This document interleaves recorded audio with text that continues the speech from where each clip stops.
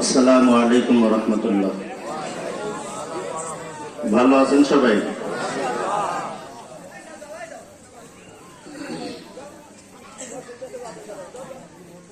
আলহামদুলিল্লাহ আলহামদুলিল্লাহ নাহমাদুহু ওয়া নাস্তাঈনুহু ওয়া নাস্তাগফিরুহু ونعوذ بالله من شرور أنفسنا ومن سيئات أعمالنا من يهده الله فلا مضل له ومن يضلل فلا هادي له ونشهد أن لا إله إلا الله وحده لا شريك له ونشهد أن محمدا عبده ورسوله الذي أرسله بالحق بشيرا ونذيرا وداعيا إلى الله بإذنه وسراجا منيرا فقد قال الله تعالى في كلامه المجيد وفرقانه الحميد সকলে পড়ি আউযু বিল্লাহি মিনাশ শাইতানির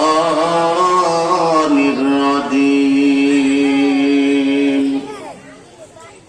বিসমিল্লাহির রাহমানির রহিম মা সালাকাকুম ফি সাকার قالوا لم نك من المصلين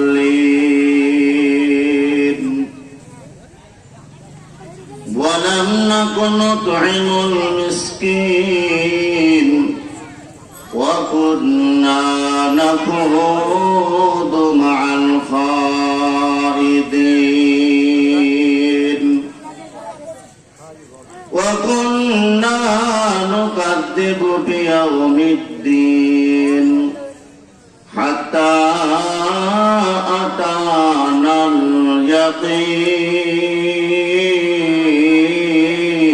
اليقين وقال النبي صلى الله عليه وسلم لا يؤمن أحدكم حتى أكون أحب إليه من والده وولده والناس أجمعين أو كما قال عليه الصلاة والسلام إن الله وملائكته يصلون على النبي يا أيها الذين آمنوا صلوا عليه وسلموا تسليما اللهم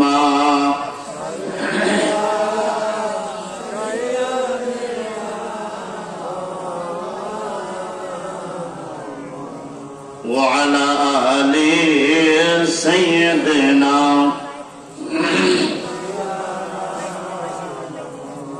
तुझे मोहब्बत पड़ी अल्लाहुम्मा सल्ले अला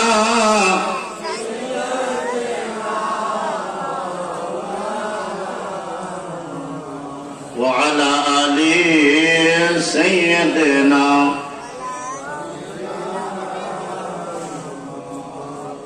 আমরা অনেকেই রাসূলের রওজায় যাই নাই। আপনি যদি চক্ষুটা বন্ধ করে মনের ভিতরে দিলের মধ্যে একটু চিন্তা আনেন যে আমি দুরূদ পড়তেছি তো রাসূলের রওজার সামনে, এরকম নিয়ত করে যদি পড়েন, বলেন তো দুরূদটা কেমন সুন্দর হবে। একবার দুরূদ পড়লে 10টা নেকি হয়, 10টা গুনাহ মাফ হয়, 10টা রহমত বর্ষণ হয়। বলি সুবহানাল্লাহ।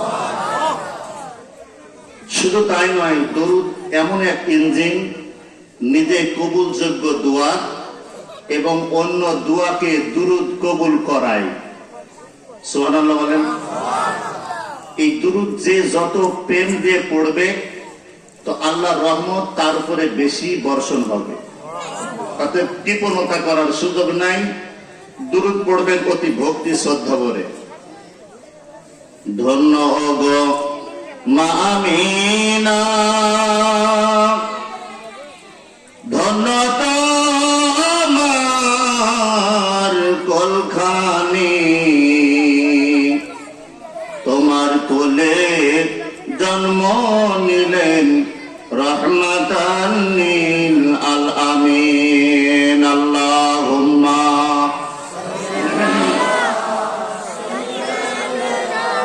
মাওলানা মুহাম্মদ ওয়া আলা আলি সাইয়্যিদিনা। ধন্য গো মদিনাবাসী, ধন্য তোমাদের জিন্দেগি, তোমাদের মাঝে তাশরীফ আনলেন রহমাতান লিল আলামিন। আল্লাহুম্মা সাল্লি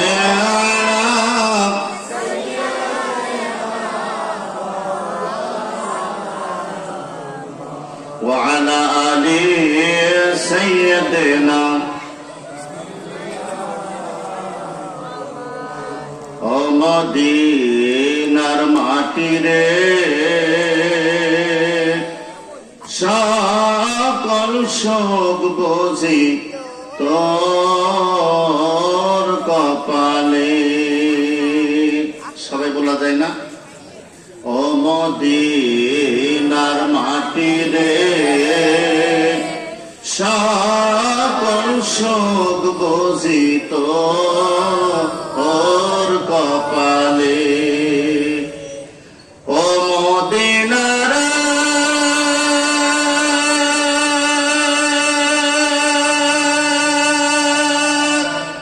তোর বুকে আমার নবী, যার লাগি পাগল সবই, যার তারে হইল সৃষ্টি ত্রিভুবন। কান্দি আমি সারাক্ষণে, কখন যাব সেখানে। কান্দি আমি সারাক্ষণে, কখন যাব সেখানে। সহে না আর পরানে। ও মদিনার মাটি রে, সকল শোক বুঝি তোর কপালে। ও মদিনার মাটি রে, সকল শোক বুঝি। ও মদিনার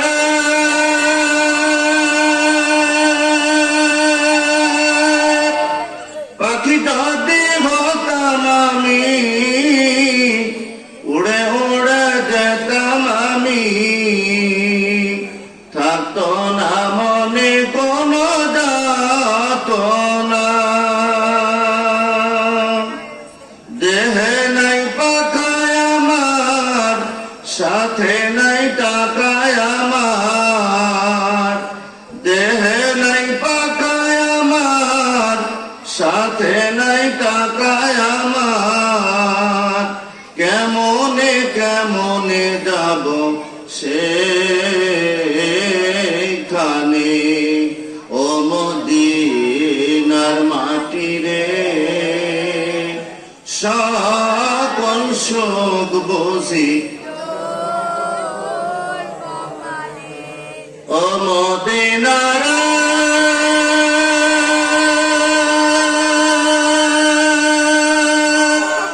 তোর কাছে গেলে আমি কত সুখী হতাম জানি।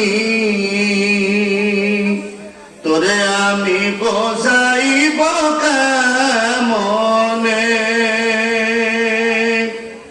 রওজা মুবারক যায় নবীজিকে সালাম দিয়ে রওজা মুবারক যায় নবীজিকে সালাম দিয়ে বলিতাম মনের বাসনা ও মদিনার মাটি রে সকল শোক বুঝি তোর কপালে ও মদিনার মাটি রে সকল শোক বুঝি তোর কপালে আল্লাহুম্মা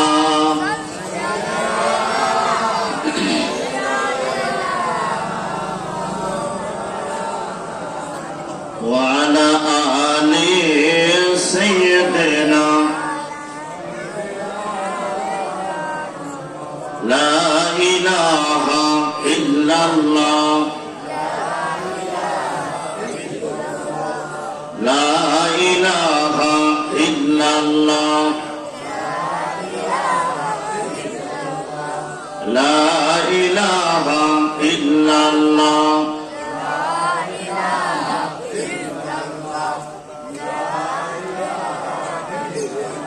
লা ইলাহা ইল্লাল্লাহ মুহাম্মাদুর রাসূলুল্লাহ সাল্লাল্লাহু আলাইহি ওয়াসাল্লাম। মুআজ্জাজ মুহতারাম, আজকের এই লক্ষ্যধর দেওয়ার যুব সমাজের উদ্যোগে আয়োজিত ওয়াজ ও দোয়া মাহফিলের সম্মানিত সভাপতি, বিশেষ অতিথি, প্রধান অতিথি, আজকে আমার আগে যেনারা ওয়াইজিন ছিলেন আমার বন্ধুবর মৌলানা রাশিদুল ইসলাম, আজকের এই মাহফিলের এই দুরুদে বাগানে আল্লাহ পাক আমাদের সকলকে আসার বসার সুযোগ করে দিলেন। মহান রব্বুল আলামিনের দরবারে শুকরিয়া তান বলি আলহামদুলিল্লাহ। বাম পাশের দিকে যারা কিনা বেচায় আছেন অত্যন্ত আওয়াজ আসতেছে। আসলে মাহফিলটা সাজানো হয়েছে কিছু কোরআন হাদিসের কথা শোনা এবং বলার জন্য, ঠিক কিনা? আমরা এই জায়গাটা ফাঁকা আছে, আপনারা দয়া করে যে কয়জনাই আছেন এই ফাঁকা জায়গাটা একটু ভরাট করে বসেন। আল্লাহ চাহে তো খুব বেশি সময় না, যতটুকু সময় শুনবেন আমলের নিয়তে শুনেন। আর ব্যবসা বাণিজ্যে যারা আছেন এই মাগরিবের আগ থেকে বা পর থেকে শুরু করে এই পর্যন্ত বেচা কিনা চলছে, আপনারা খান কিন্তু কথা আসতে বলেন। আর বিশেষ করে আমি আপনাদের অনুরোধ করব, কোরআন এবং হাদিসের আলোচনা যে জায়গায় হয় ওই জায়গাটা আল্লাহ চতুর্দিক দিয়ে ফেরেশতা দিয়ে বেষ্টন করে রাখেন, বলি সুবহানাল্লাহ। যাই হোক, আজকের এই মাহফিলের সম্মানিত সভাপতি সহ আমি বেশি ভূমিকায় যাচ্ছি না। আমার সামনে উপবিষ্ট মুসল্লি একরাম, পর্দার অন্তর আড়ালের মা বোনেরা, সবার প্রতি আবারও সশ্রদ্ধ সালাম, আসসালামু আলাইকুম ওয়া রাহমাতুল্লাহ। আমি আপনাদের এলাকারই সন্তান, একটু ভিতরে আমার বাড়ি এই থানার মধ্যেই। আপনারা জানেন যেই এই চেয়ারে বসবে সেই কোরআন এবং হাদিসের কথাই বলবে, কথা ঠিক কিনা? যা হোক, আল্লাহ পাক আমার নবীর সামনে আরেকবার দুরূদ ও সালাম পড়ি, সকলে বলি সাল্লাল্লাহু আলাইহি ওয়াসাল্লাম। মনোযোগের সাথে কথাগুলো শুনবেন।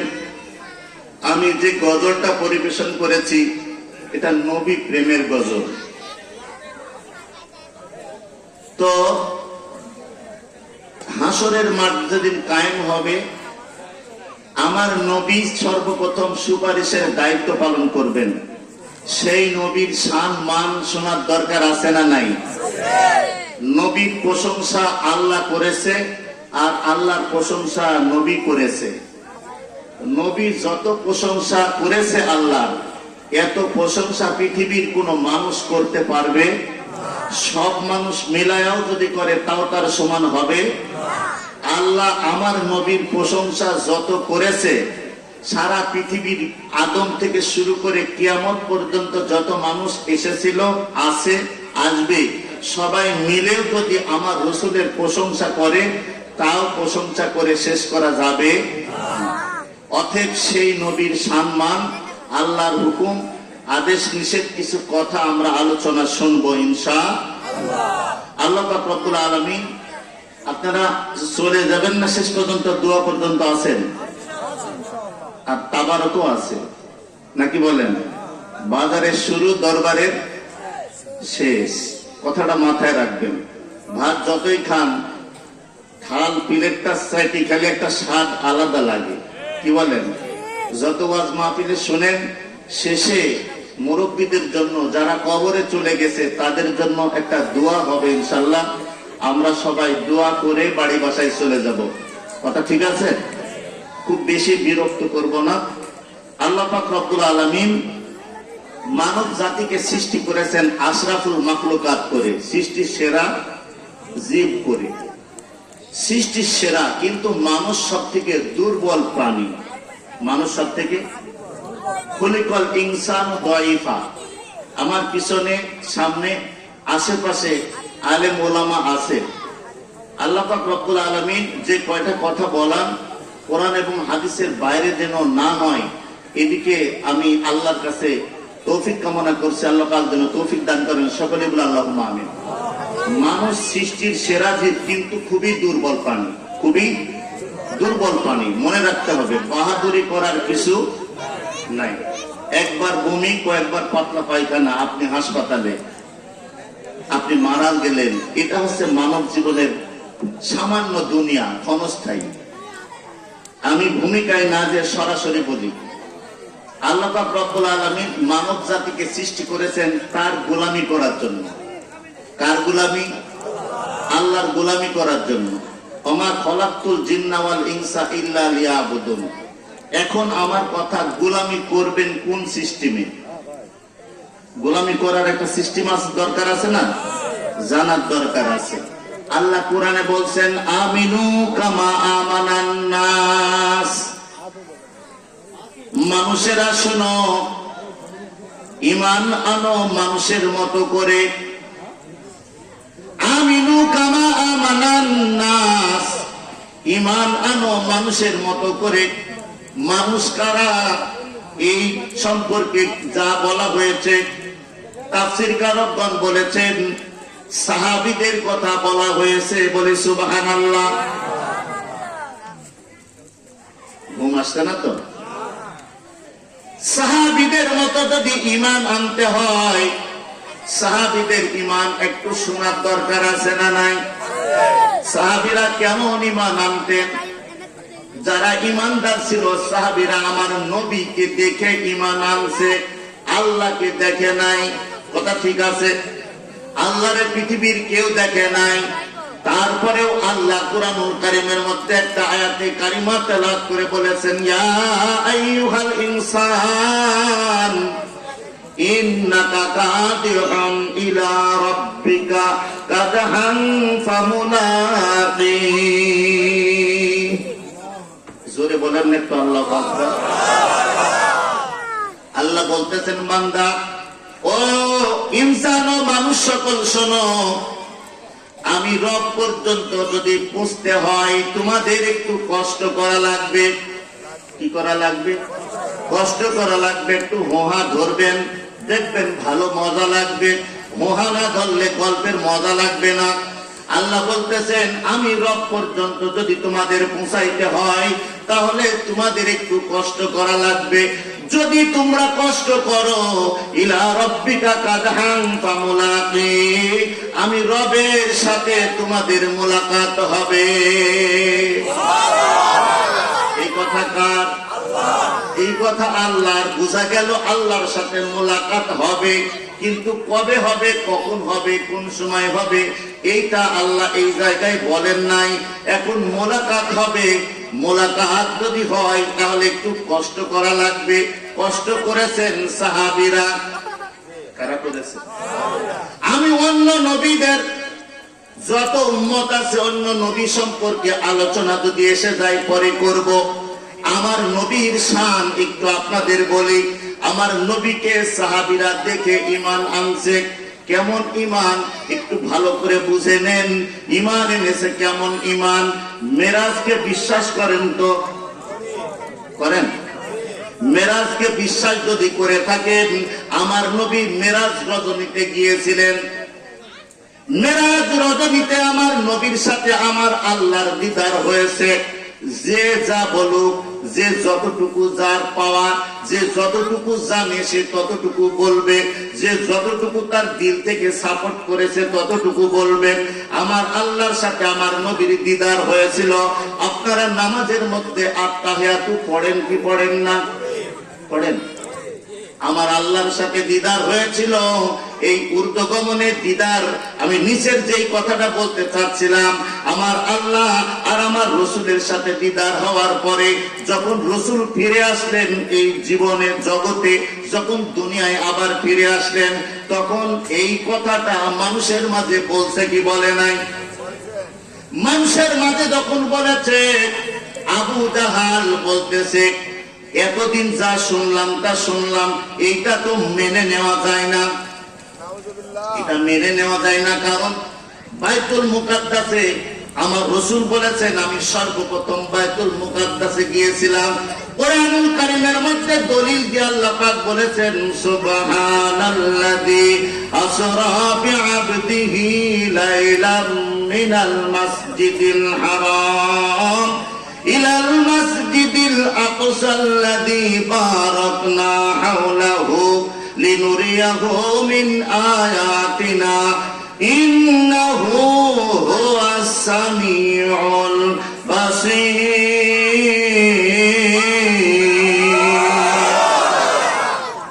এই আয়াত প্রমাণ করেছে মেরাজ কি জিনিস। রাত্রের কিছু অংশে বাইতুল্লাহ থেকে বাইতুল মুকাদ্দাসে গমন করলেন আমার হাবিব। এরপরে ওখান থেকে ঊর্ধ্বগমন করলেন। প্রথমটা ছিল বুরাক নামক একটা যানবাহন। কি যানবাহন? বুরাক নামক একটা যানবাহন। ওর পরে চলে গেল 7 আসমান, 7 আসমানে সিদরাতুল মুনতাহা একটা বর্ডার। ওখান থেকে তারপরে রফরফ নামক যানবাহনে গিয়েছিলেন। এই আলোচনা যখন করতেছিল, একটা রাত্রের ভিতরে বাইতুল মুকাদ্দাসে গেল। ওখান থেকে কোন জায়গায় ঊর্ধ্বগমন আসমানে। এরপরে আরশে আজিমে আমার আল্লাহর সাথে, আমার রাসূল আর আল্লাহর সাথে কি হলো? দিদার হলো। এই কথাটা মানবের কাছে প্রচার করতে শুরু করলেন। আবু জাহেল নিজ কানে শুনে ফেললেন এবং একটা সুযোগ গ্রহণ করলেন। এই তো একটা সুযোগ যাচ্ছে, কি করা যায়? দৌড় মেরে চলে গেল আবু বকরের কাছে। কার কাছে? আবু বকর নাম তার সিদ্দিক। আবু বকর, আবু বকর সিদ্দিক রাদিয়াল্লাহু তাআলা আনহুর নিকটে যা বলতেছেন, ও আবু বকর, তুমি এমন নবীর কাছে উঠা বসা করো যিনি নবী দাবি করেছে। আব্দুল্লাহর বেটা মুহাম্মদ এতদিন জানতাম ভালো, কিন্তু এখন দেখতেছি আস্ত একটা পাগল।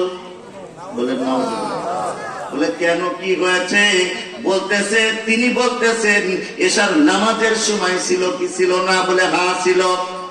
এই রাতের সামান্যতম অংশের মধ্যে বাইতুল মুকাদ্দাসে গেল। বাইতুল মুকাদ্দাস থেকে আরশে আজিম পর্যন্ত ভ্রমণ করেছে। এইটা কি বিশ্বাস হওয়ার যোগ্য? আমরা হলে কি বলতাম জানেন? অসম্ভব। আমরা কি বলতাম? অসম্ভব। নবী নাই। এখন যেমন ওলিয়া আউলিয়াদের কোন কারামতের কথা শুনলে আমরা বলি এটা ভণ্ড, বলি না? ও জামানায় আবু জেহেল তাই বলেছে। বলতেছেন কি ভণ্ডামো শুরু করেছে আব্দুল্লাহর বেটা মুহাম্মদ, এটা ঠিক না। কারণ বাইতুল মুকাদ্দাসে যাইতে, বাইতুল্লাহ থেকে বাইতুল মুকাদ্দাসে এত পরিমাণ দূরত্ব, একটা শক্তিশালী উট যদি কি করে গমন করতে যাইতে লাগে 40 দিন পর্যন্ত সময় লাগবে। কয়দিন? তাহলে মুহাম্মদ সাল্লাল্লাহু আলাইহি সাল্লাম রাতের কিছু অংশ লাইলা মিনাল মাসজিদিল হারাম, রাতের কিছু অংশ কেমনে গেল এটা আমাদের বিশ্বাস হয় না। আবু বকর রে, তুমি কি মনে করো? আবু বকর রাদিয়াল্লাহু তাআলা আনহু বলতেছেন, তুমি কার কাছ থেকে শুনলা? মানে একটু কনফার্ম হচ্ছে, কি হচ্ছে একটু কনফার্ম হচ্ছে, একটু আস্থা আনতেছে। বলে কার কাছে শুনলা? বলে আমি নিজ কানে শুনেছি। তোমার কি বিশ্বাস হয় না? সত্যি তুমি নিজ কানে শুনেছো? হ্যাঁ, আমি নিজ কানে শুনেছি। এই কথা বলার সাথে সাথে আবু বকর সিদ্দিক রাদিয়াল্লাহু তাআলা কোনো প্রশ্ন করে নাই, কোনো কিছুই বলে নাই, নির্দ্বিধায় বলেছে, এটা যদি মুহাম্মদুর রাসূলুল্লাহ যে থাকে, যদি মেরাজ হয়, যদি বাইতুল মুকাদ্দাসে যায়, যদি ঊর্ধ্বগমনে আকাশে যায়, ভ্রমণ করে, আল্লাহর দিদার লাভ হয়, সে জমিনে যদি ফিরে আসে, এটা যদি মুহাম্মদুর রাসূলুল্লাহ সাল্লাল্লাহু আলাইহি ওয়াসাল্লাম নিজে জবানে বলে, আমি আবু বকর মেনে নিলাম, সেটাই সঠিক। মানা কি আপনি মনে করছেন খুব ছোটখাটো একটা ব্যাপার? অত্যন্ত কঠিন। নাম হয়ে গেল আবু বকর সিদ্দিক রাদিয়াল্লাহু তাআলা আনহু। এক সময়কার আমল এত দামি, সারা পৃথিবীর যত উম্মত আছে, যত মানুষ আসবে, যত নেকি কামাই করবে, ওই সব নেকি যদি এক পাল্লায় দেওয়া হয়, আবু বকর সিদ্দিক রাদিয়াল্লাহু তাআলা আনহু আমল যদি এক পাল্লায় দেওয়া হয়, আমার রাসূলের জবানে বলেছে আবু বকর সিদ্দিক রাদিয়াল্লাহু তাআলা আনহুর পাল্লাটা, নেকির পাল্লাটা ভারী হবে। কারণ ও বিশ্বাস করার মতো কেউ ছিল না। আবু বকর সিদ্দিক কোনো প্রশ্ন করে নাই। আবু জাহাল বেশি প্রশ্ন করেছে, ধ্বংস হয়েছে। এর নাম সাহাবীদের ঈমান। আমি কিন্তু ঈমানের পরে কথা বলছি। সাহাবীদের ঈমান, আমিনু কামা আমানান নাস, কেমনে বিশ্বাস করবেন, কেমনে ঈমান আনবেন বুঝে নেন। কিভাবে ঈমান আনবেন সেটা বুঝে নেন। আমি একটা হাদিস বর্ণনা করেছি, লা ইউমিনু আহাদুকুম হাত্তা আকুনা আহাব্বা ইলাইহি মিন ওয়ালিদিহি ওয়া ওয়ালাদিহি ওয়ান নাসি আজমাইন। এই হাদিসের অর্থ হচ্ছে, পৃথিবীতে যা আত্মীয় সম্পর্ক আছে, ছেলে সন্তান, স্ত্রী পুত্র পরিজন, সব কিছু থেকে, এমনকি নিজের জানের থেকেও আমার রাসূলকে যদি ভালোবাসতে পারে কেউ, তবে সে ঈমানদার। কিভাবে ভালোবেসেছে সাহাবীরা, উদাহরণ না দিলে বোঝা যাবে না। তবে বাইরের কোন উদাহরণ না, শুনে নেন। আমার নবীর একজন সাহাবী জাবের রাদিয়াল্লাহু তাআলা আনহু, কি নাম বললাম? জাবের রাদিয়াল্লাহু তাআলা আনহু। এই জাবের রাদিয়াল্লাহু তাআলা আনহু, তিনি আমার নবীর এমন আশেক সাহাবী ছিলেন, গরিব মানুষ, দিন আনে দিন খায় এমন সাহাবী, তেমন কোন সম্পদ নাই।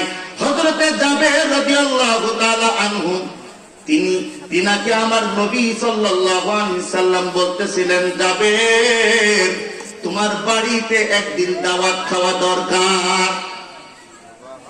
এখন জাবের চিন্তা করতেছে, আমার রাসূল যাবে, এটা তো আমার সৌভাগ্য। মেহমান দেখলাম, একটু রাগ করি না, একটু রাগ করি মাঝে মধ্যে। এমন সময় আসলো, হাতে টাকা পয়সা নাই। রাসূল বলছেন, মেহমানের খানা মেহমান নিয়ে আসে, তোমার খানা খায় না। বরং এমন বরকত হয়, ওই মেহমানের খানার জন্য তোমার বাড়ি বাসায় আরো বেশি বরকত আল্লাহ দান করে। জাবের রাদিয়াল্লাহু তাআলা আনহু খুশির সাথে বলতেছেন, ইয়া রাসূলুল্লাহ, কবে যাবেন আপনি বলেন, দাওয়াত দিলাম, কবে যাবেন? বলতেছেন, একা যাব না, আমার আরো সাহাবীদের একটা কাফেলা নিয়ে যাব। বলি সুবহানাল্লাহ। জাবের রাদিয়াল্লাহু তাআলা আনহু চিন্তা করতেছেন, এবার তো একটা ব্যাপার স্যাপার, রাসূল একা গেলে একরকম হইতো, এখন কাফেলা সহ যাবে, তাহলে বড় রকমের একটা আয়োজন দরকার, আমার তো সেই সামর্থ্য নাই। তারপরেও জাবের রাদিয়াল্লাহু তাআলা আনহু কোন চিন্তা ভাবনা একেবারেই করলেন না। বললেন, ইয়া রাসূলুল্লাহ, মেহমানের খানা তো মেহমানই খায়, তার দিলের মধ্যে নিয়ে বলতেছেন, রসুল গো, সাহাবীদের নিয়ে আপনি যাবেন, কোনো সমস্যা নাই। জাবের রাদিয়াল্লাহু তাআলা চলে গেল।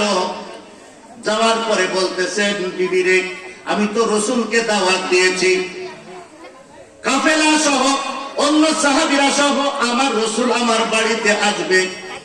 বলতেছেন, কি করা? তুমি চিন্তা করো না, একটা ছাগল আছে, জবাই করে দিবা, আর আটা দিয়া রুটি তৈরি হবে, ভুনা গোশ আর রুটি, মেহমানদারিটা খুব একটা খারাপ হবে না। রসুল পছন্দ করতেন ভুনা গোশ আর রুটি, বলি সুবহানাল্লাহ। মাঝে মধ্যে অনেক হাদিস পড়লে বোঝা যায় রসুল এটা খানা খাইতেন, আবার দিনের পর দিন রসুল খানা খাইতেন। আমার নবী সাল্লাল্লাহু আলাইহি সাল্লাম যেদিন আসবেন, জাবের রাদিয়াল্লাহু তাআলা আনহু ছাগলটা সকালবেলা ফজরের নামাজের পর জবাই করে দিলেন। বড় সন্তানটা জাবেরের দুইটা সন্তান, কয়টা? দুইটা সন্তান ছিল। দুইটা সন্তান, বড় সন্তানটা দেখেছে আব্বা কেমন ভাবে ছাগল জবাই করেছে, শুনেছে, গোশত তৈরি করেছে। এরপরে ছোট সন্তানটা, ছেলেটা যখন উঠেছে, বলতেছেন, ভাই আমাদের ছাগলটা কই, বকরিটা কই? বলতেছে, বকরিটা তো আব্বা জবাই করে গোশত তৈরি করেছে, মা একটু পরে রান্না শুরু করে দিবে। আমার রাসূল সাল্লাল্লাহু আলাইহি সাল্লাম আসবে, এই জন্য এই খানা পাকাবে। জাবের রাদিয়াল্লাহু তাআলা আনহুর বড় সন্তান বলার পরে ছোট সন্তান বলতেছে, কেমনে জবাই করেছিল আমার একটু দেখাও না। ছোটটারে শোয়া দিয়েছে, আর বড় সন্তানটা ছুরি দিয়া জবাই করে ফেলেছে। ছোট সন্তানটা জবাই হয়ে গেল, আওয়াজ হচ্ছে। মানুষ যখন জবাই করা হয় একটা গুমড়ানি দেয় কি দেয় না? গুমড়ানোর একটা আওয়াজ শুরু হয়ে গেল। মা দরজা দিয়ে এসে দেখতেছে ছোট সন্তানটা লাফালাফি করতেছে, আর বড় সন্তানটা মায়ের চোখের দিকে নজর দেওয়ার পরে দৌড় মেরে চলে গেল। পাথরের আঘাতে উচট খায়ে পড়ে মাথায় লেগে সেও সাথে সাথে নিস্তব্ধ হয়ে গেল। দুইটা সন্তানই খতম, মারা গেল। বিচলিত হওয়ার দরকার ছিল কি ছিল না? ধৈর্য আল্লাহ পাক রব্বুল আলামিন কেমন দিয়েছে, হাদিসটা কি, লা ইউমিনু আহাদুকুম হাত্তা আকুনা আহাব্বা ইলাইহি মিন ওয়ালিদিহি ওয়া ওয়ালাদিহি ওয়ান নাসি আজমাইন। রাসূলের সাহাবীদের কেমন ধৈর্য ছিল। জাবের রাদিয়াল্লাহু তাআলা আনহু এসে দেখলেন এই দুর্ঘটনা। দুইটা সন্তানকে এক জায়গায় রেখে সুন্দর করে কি করেছে, কাপড়ে মোড়াইছে, সাদা কাপড় দিয়া ঢাকা রেখে বিবিকে বলতেছেন, খবরদার, একটু কান্না করা যাবে না।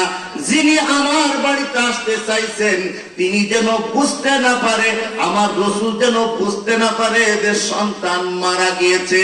আমাদের মুখে, আমাদের চেহারার মধ্যে এমন কোন নিদর্শন যাতে না থাকে। এটার নাম রসুল প্রেম, এটার নাম রসুল প্রেম। আর বাড়িতে নামাজ পড়ে বাজারে যাচ্ছি, বাজারে যাওয়ার পরে দাম তরি তরকারির কম না বেশি, কামাই একটু কম, বললাম কিসের নামাজ, কিসের রোজা, কিসের কি, এ চলবে না। এত অভাব অনটনে কি বাঁচা যায়? এক সপ্তাহ নামাজ না পড়লে ডান পায়ের হাঁটুর উপরে একটা পোড়া বানাইলো, বললাম নামাজ আমার আর পড়া হবে না। আমরা সেই নামাজি। আমার নবী সাল্লাল্লাহু আলাইহি ওয়াসাল্লাম কি আদর্শ শিক্ষা দিয়েছেন। আমরা অনেক সময় বলে থাকি, দেখবেন নবী অনেক কিছু সময় বলতে বলতে এমন একটা মাত্রা ছাড়ায় দিন, নবী অনেক কিছুই জানতেন না, জানে না। নবী জানবে না তে কে জানবে? আল্লাহ কোরআনে বলতেছেন, মা ফাররাতনা ফিল কিতাবি মিন শাই, আমি কোরআনে এমন কিছু নাই যা বাদ দিয়েছি। আমি আল্লাহ পাক কোরআনুল কারীমের মধ্যে সব নাজিল করে দিয়েছি। এই কোরআন কার উপরে নাজিল হয়েছে? জোরে বলেন। রাসূল চিনার দরকার আছে না নাই? রাসূল চিনি না, তাই তো সেজদায় মজা লাগে না। রাসূল চিনতে পারে নাই, তাই তো কি করতে পারে না? তাই আমরা রোজায় মজা লাগে না, কোরআন তেলাওয়াতে মজা লাগে না, তাসবিতে মজা লাগে না। মজা লাগে কোন জায়গায়? সুদে, মজা লাগায় ঘুষে। কথা বলেন, এগুলা শিডুইল ইস্যু, এগুলা জানে না এমন কোন লোক নাই। সবাই জানে জাইনি খায়, সুদ জাইনি খায়। আমাদের দেশে কি কর? মদ্দা কর। কি কর? জমি নাই, জায়গা নাই, 1 বিঘে জমির উপরে 2 লাখ টাকা দাও, এর নাম কি কর? মদ্দা কর, মানে শক্তিশালী কর। আপনি মনে মনে করতেছেন খুব ভালোই খাচ্ছি, ইবাদত কবুল হবে না। আপনি মানেন আর না মানেন, কবরে যান, হিসাব বিকাশ আছে না নাই? আপনি যদি রসুলকে মানেন, এইগুলো আপনারে খেয়াল করা লাগবে। রসুলকে কেমনে মানতে হবে? আল্লাহ কোরআনে বলেছেন, ভালো করে শুনে নেন। আল্লাহ পাক রব্বুল আলামিন বলতেছেন, বান্দা আমি তোমার ঘাড়ের শাহরগের থেকেও কাছে আছি, নিকটে আছি। ওয়া নাহনু আকরাবু ইলাইহি মিন হাবলিল ওয়ারিদ। আল্লাহ কোন জায়গায় আছে? ঘাড়ের শাহরগের কাছে, নিকটবর্তী আছে। আর আমার আল্লাহ বলতেছেন, শোনো, আমি আমার হাবিবকে তোমাদের জানের থেকেও নিকটে রেখেছি। ওইটাও কুরআনুল কারীমের মধ্যে আল্লাহ বলতেছেন, আন-নাবিয়্যু আওলা বিল মুমিনিনা মিন আনফুসিহিম। নবী তোমাদের জানের থেকেও কাছে আছে। জান কাছে না শাহরগ কাছে? কথা বলেন, বুঝেন নাই? নিজের জীবন কাছে না শাহরগ কাছে? জান কাছে, আত্মা কাছে। জীবন আমাদের কাছে নিকটে, অর্থাৎ জীবনের থেকেও রসুলকে যারা ভালোবাসবে তারাই ঈমানদার। জাবের রাদিয়াল্লাহু তাআলা আনহু স্ত্রীকে কি করলেন? খবরদার স্ত্রী কান্না করা যাবে না। চেহারার মধ্যে যাতে কোনো বোঝা না যায়, চেহারার মধ্যে যেন বোঝা না যায়, আমার নবী এসে যাতে বুঝতে না পারে।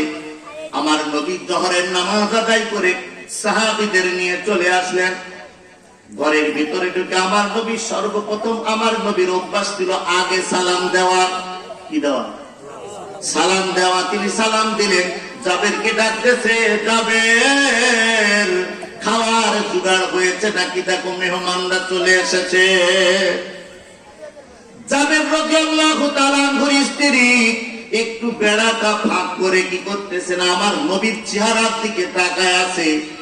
ভুলে গিয়েছে চেহারার দিকে তাকায় দেখতেছেন 14 তারিখের চাঁদ যেমন ঘরের ভিতরে যদি উদিত হয়, তার থেকেও বেশি আলো ঘরের মধ্যে জ্বলতেছে। আমার দয়াল নবী বিনা আপন বলতে কেহ নাই জগতে। আছে কেউ আপন? রসুল যেদিন এই ধরাধামে এসেছিলেন, যেদিন এই ধরাধামে এসেছিলেন মা আমিনার পেটে, দেখবেন এখনকার হুজুররা বড় বড় হুজুর। আমি একবারে ছোট, তাই একটু চেয়ারটা একটু ছোট নিয়েছি, বুঝতে পারছেন না? আমি মানে ওই চেয়ারে বসতে পারিনি, এখনো অত বড় হুজুর হয়ে উঠি। আমার রসুলের শান বর্ণনা করতে চাই না, খালি দেখবেন ফতোয়া দেয় আর দলিল চাই। কি চাই? আবু বকর দলিল চাইছিল। কথা বুঝে রাখেন, ওই প্রথম কথা মনে রাখতে হবে ওয়াজ শুনতে হলে। আবু বকর দলিল চাই নাই, বলেছে সাদাক্তা ইয়া রাসূলুল্লাহ, আমার রাসূল সত্য মেরাজ হয়েছে, বলি সুবহানাল্লাহ। আবু জাহাল দলিল চাইছে। কি দলিল চাইছে ভালো করে মনে রাখবেন, আমি শোনাবো। ওয়াজের পয়েন্টে পয়েন্টে আবু জাহেল দলিল চাইছে, মনে রাখবেন, আমি শোনাবো। কিন্তু আবু বকর সিদ্দিক দলিল চাই নাই। আমার রাসূল সাল্লাল্লাহু আলাইহি ওয়াসাল্লাম কি করেছেন? আমি কোন জায়গায় ছিলাম? জাবের রাদিয়াল্লাহু তাআলা আনহু তিনি কি করছিলেন? স্টপ করে দিলেন, না না কোনো কথা বলা যাবে না। আমার রাসূল খানা চাইলেন, খানার প্লেট সাজানো হচ্ছে। খানার প্লেট যখন দিবে, দস্তরখান বিছানো হয়ে গেছে, সব কমপ্লিট, খানা দিচ্ছে, কিন্তু আমার রাসূল সাল্লাল্লাহু আলাইহি সাল্লামকে জিবরাইল আলাইহিস সালাম আল্লাহর পক্ষ থেকে আগেই সব ঘটনা জানায় দিয়েছে। অর্থাৎ উম্মতের কান্ডারি নবী। আমি যেই কথা বলতেছিলাম, মা আমিনা রাদিয়াল্লাহু তাআলা আনহা, এখন তো আমিনা আর বাবা আব্দুল্লাহ, অর্থাৎ রাসূলের বাবা আর মা কি হবে? জাহান্নামে যাবে। এই কথা একদল বলতেছে, আপনাদের এলাকায় এখনো আসেনি, আগ থাকতে সতর্ক করে দিচ্ছি, এই দল তৈরি হয়ে গেছে। আর মাঠে মারামারি নাই, বাজারে মারামারি নাই, কোথাও দেখবেন মারামারি খুঁজে পাবেন না। সব মারামারি মসজিদে, গোরস্থানে, ঈদগাহে। কথা ঠিক কিনা? রাসূল 1400 বছর আগে বলেছেন, শোনো উম্মতেরা, ও আমার সাহাবীরা শোনো, এমন একটা জামানা আসবে, ওই জামানায় মসজিদ গুলো টাইলস লাগানো হবে, খোদাই করে কালিমা তৈয়বা লিখবে, মক্কা মদিনার ছবি থাকবে, সুন্দর মসজিদ, কিন্তু মানুষের ইমানের বেলায় এমন কমতি, মসজিদ হবে পাকা, ইমান হবে কাঁচা। ও জামানা, ঘরের দরজা বন্ধ করে ইমান রাখা মুশকিল হবে।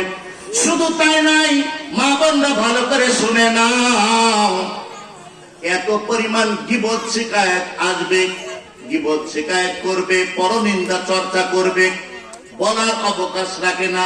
যেটুকু আমল করবে সব আমল ধুয়ে মুছে শেষ হয়ে যাবে। বলছিলাম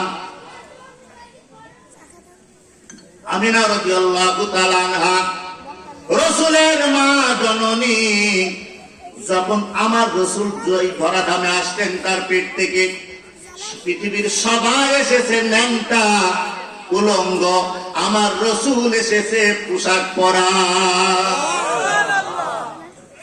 শুধু তাই নয়, মা আমিনা বলতেছেন, আমার নবী সাল্লাল্লাহু আলাইহি সাল্লামের লজ্জা স্থান আমি দেখতে পাই নাই। বলি সুবহানাল্লাহ।